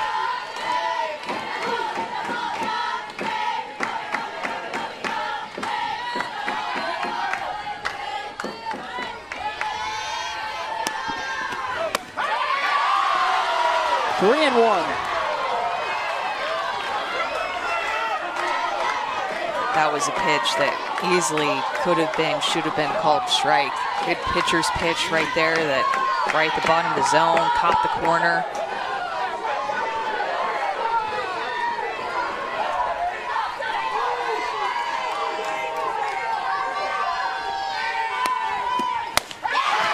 Got her to chase.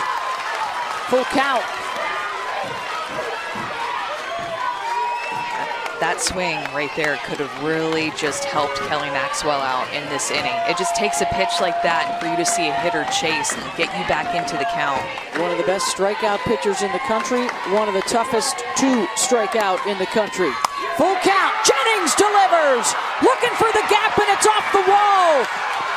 And Jennings slides safely into second with a 2-run double to grab the lead in the top of the 7th.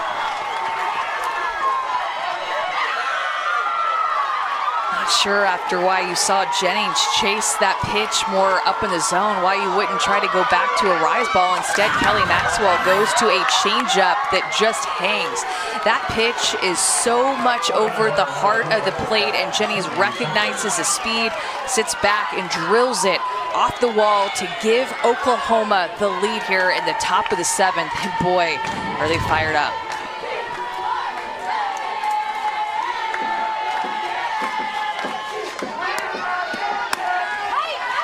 Down to their final at-bat, down a couple runs. And the 2-time defending national champs show us why they're favored to win another. A 3-run rally, and they're still working.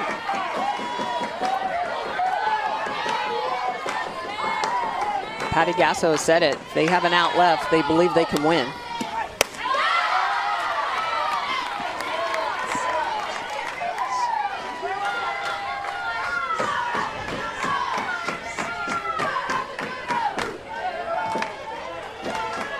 Sanders 0 for 2 with a walk. She had a home run in game 1 yesterday. Second double of the day for Jennings, and she drives in a pair.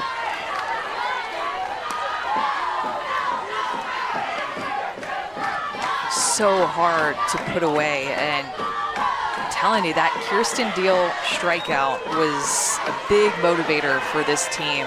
You can see the energy, the way they came off the field.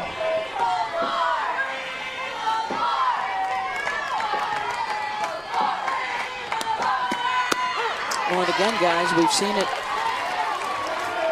throughout the run for Oklahoma. You just can't help them. They're gifted a base runner with a hit by pitch, a wild pitch to advance base runners into scoring position. And that sets it all up for Jennings.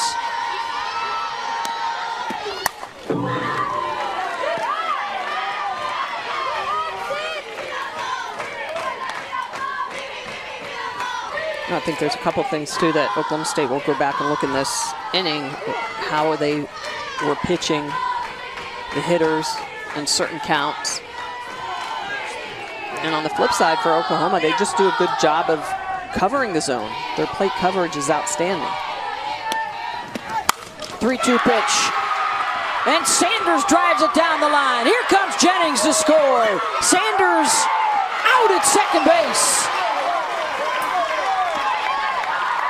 2 down, but another run across. Sid Sanders, the righty, is going to get a pitch and attack it. She barrels this up. It's just got great movement as it starts to come into her, but Sanders not fooled by it and just blasts it past Megan Bloodworth, the third baseman. Easily going to score Tiare Jennings, and then Sanders trying to go into second. Looks like Rachel Becker with the tag. And State, as they have seen their 2-run lead disappear here in the 7th. And now it's a 2-run deficit.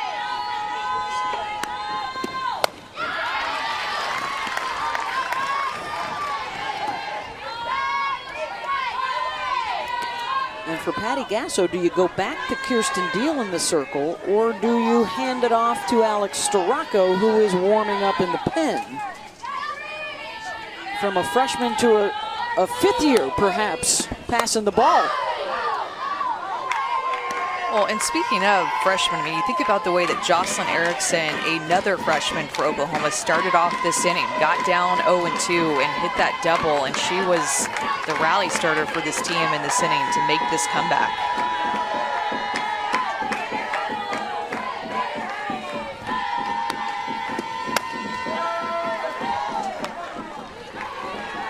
She was fantastic the first half of the season. Of course, when your name's Jocelyn and you show up at Oklahoma, people are going to talk, right? Jocelyn Allo, she has a similar profile, but struggled throughout Big 12 play, and then Patty put her in the other day as a pinch hitter.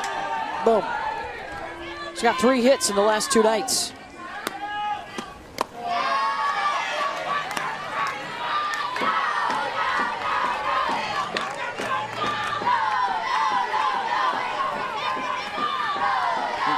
Pondering those types of questions, looking at her score sheet.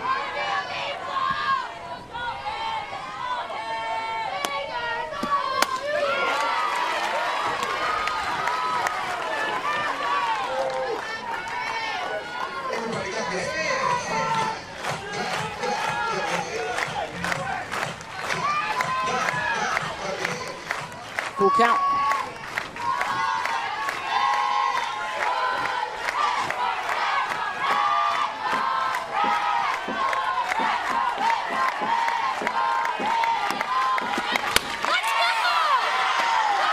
Ball 4.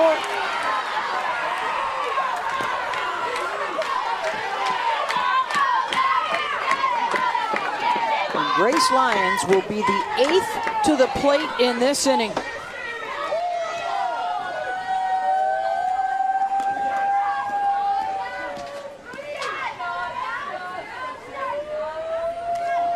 And now let's see what's happening. Is there another pitching change coming? Looks like they're bringing Acock back Going in. back to Kyra.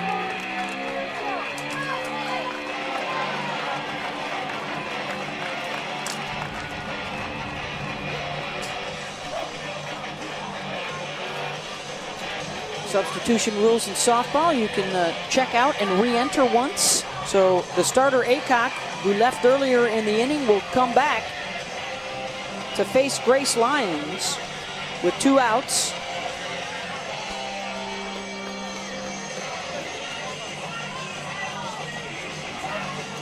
We'll take a minute to remind you that we've got a good one for Sunday Night Baseball out west. San Diego and Los Angeles. Coverage begins at 7 Eastern on ESPN and ESPN Deportes. Maybe on hand with a cold beverage for that one. Aycock back into the game, and because she started out the inning and got her warm-up pitches at the beginning of the inning, does not get warm-up pitches when she re-enters. Lyons is 0 for 3, reached on an error.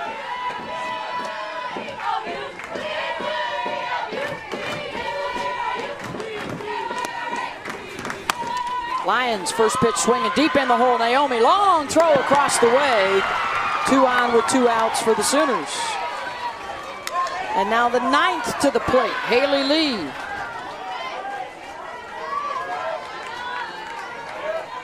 Five hits in the inning for the Sooners when they were down 2-zip and down to their final at-bats. Clutch. Actually, when we asked Patty Gasso about Tiare Jennings, she said, clutch, clutch, clutch.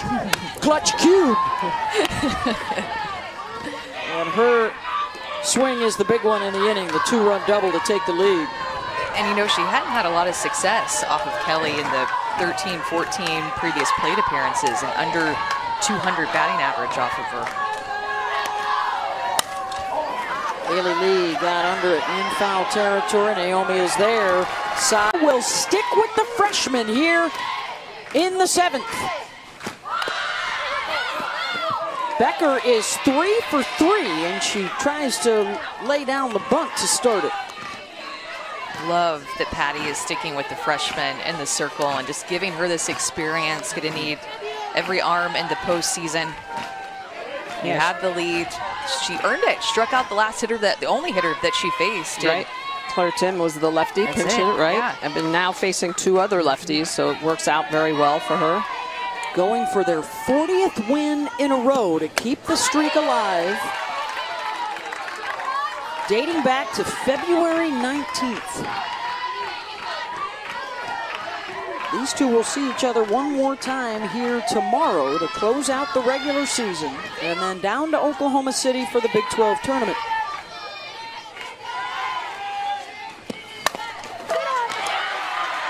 One down.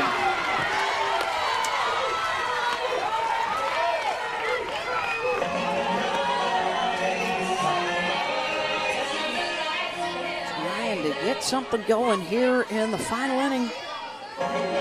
Carwile and then Naomi due up. Neither of them has a hit today.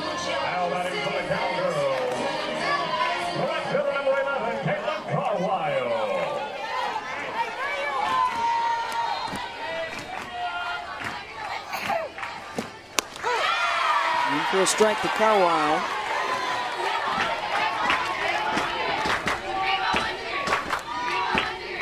The #1 rated recruit coming out of high school. Her mom, Michelle, also a softball player in college. You show up here at Oklahoma, you know the pitchers are going to be stacked up in front of you. But you also know how much Patty Gasso loves the lefties. And she would appear to be next in line. You're left-handed and your last name is Deal. I mean, I feel like you're just bound to play at Oklahoma. Like, just makes sense. In just her 15th appearance of the year. Just missed away. 1-2.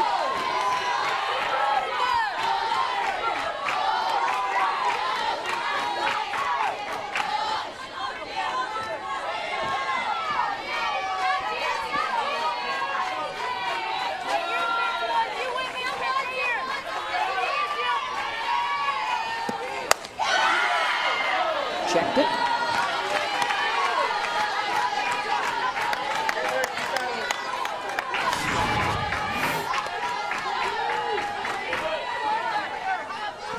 Good hold.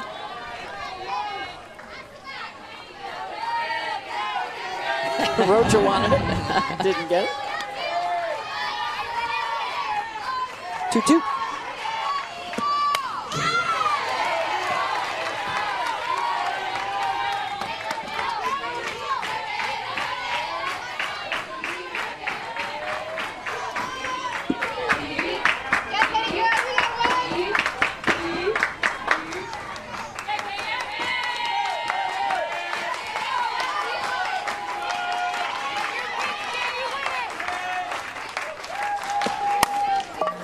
The other way down the line and drifting foul. You know, coming back late in the game is really fun, obviously, but I think coming back late in the game on the road could be the best. To silence the crowd, to just think that they have a chance to beat you, and then when your backs are against the wall, you put up runs at the top of the 7th inning and just silence everybody and take all of the momentum. This Oklahoma team they're never satisfied. They want every win. They want every pitch. And you'd think 39 consecutive wins, they would get a little complacent, but you could see the energy coming into that last at bat, knowing what was on the line. And it's bedlam. And they got everybody in the lineup to the plate in that 4-run top of the 7th. 3-2 pitch. Struck her out. 2 down. And Kylie Naomi, the last chance. Second strikeout for Deal. And now they will try and lock down their 26th consecutive conference win. And stay unbeaten in Big 12 series play for 12 years. This would be their 72nd in a row, Series 1.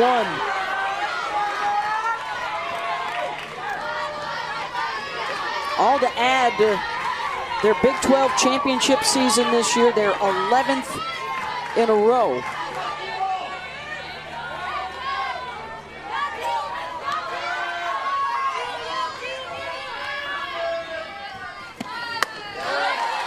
And what might be the final bedlam here in Stillwater, with 4 new teams coming into the Big 12 next year, and then Oklahoma and Texas departing to the SEC in 2 years.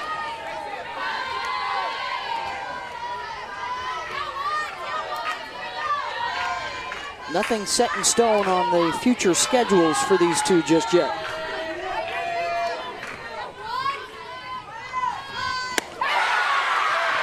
And now 1 strike away.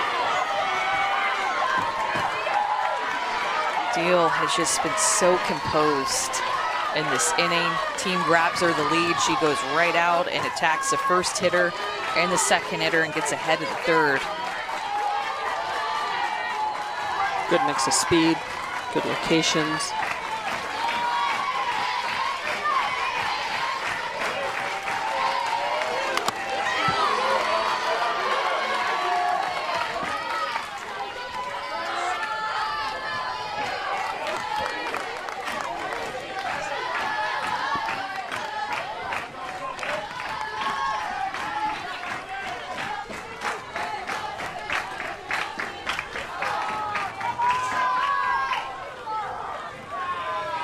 Quick fix of the stirrup.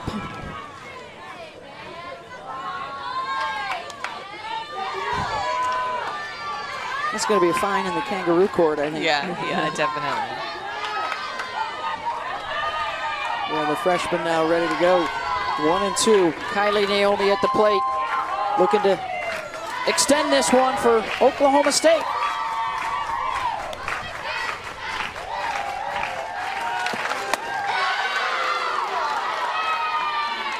Two.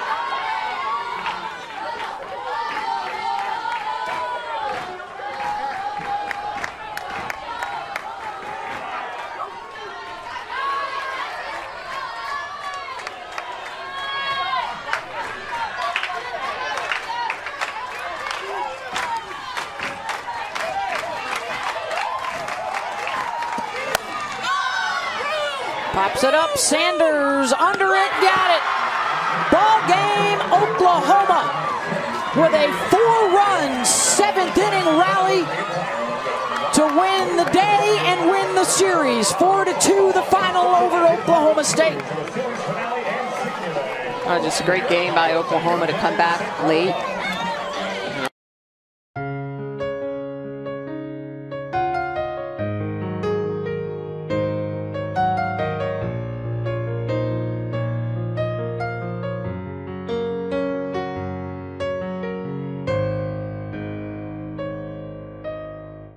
Whenever I look into your eyes, I find less peace and love for me.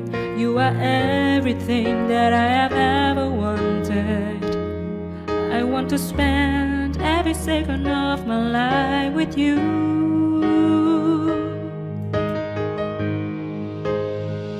I don't know if some kind of a magical if agreeing with you.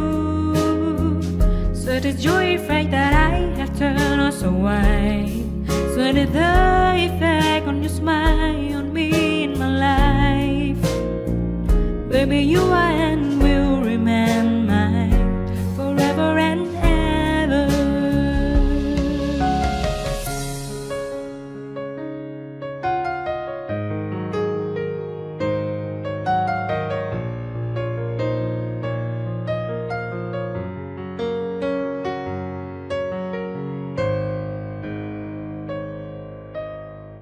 Whenever I look into your eyes, I find less peace and love for me.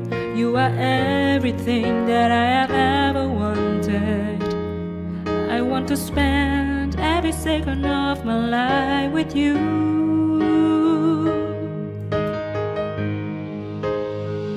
I don't know if some kind of a magical if agreeing with you. So the joy effect that I have turned us away. So did the effect on your smile on me in my life. Baby, you are and will remain mine forever and ever.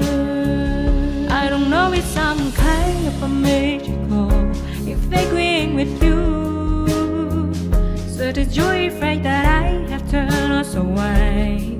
So did the effect on your smile on me in my life. Baby, you are and will remain mine forever and ever.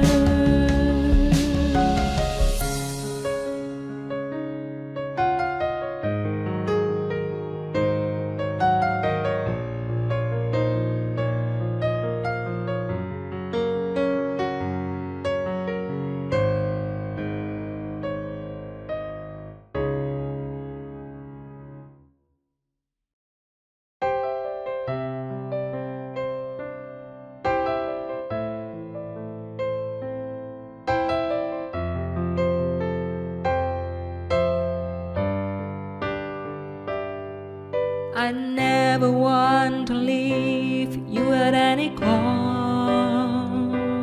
I have given all my efforts to be with you. I pray that you stay by my side and keep my promises. You are the best part of my life. You will fill my life with so much love and heart with internal happiness. Imagining my life without you seems impossible now. I'm fortunate that I have for you.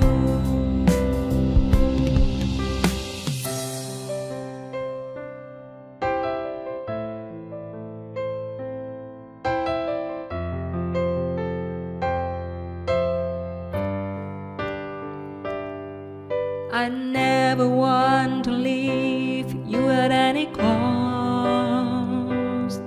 I have given all my efforts to be with you. I pray that You stay by my side and keep my promises. You are the best part of my life. You will fill my life with so much love and heart with internal happiness. Imagining my life without you seems impossible now. I'm fortunate that I have for you. You will fill my life with so much love and heart with internal happiness. Imagining my life without you seems impossible now. I'm fortunate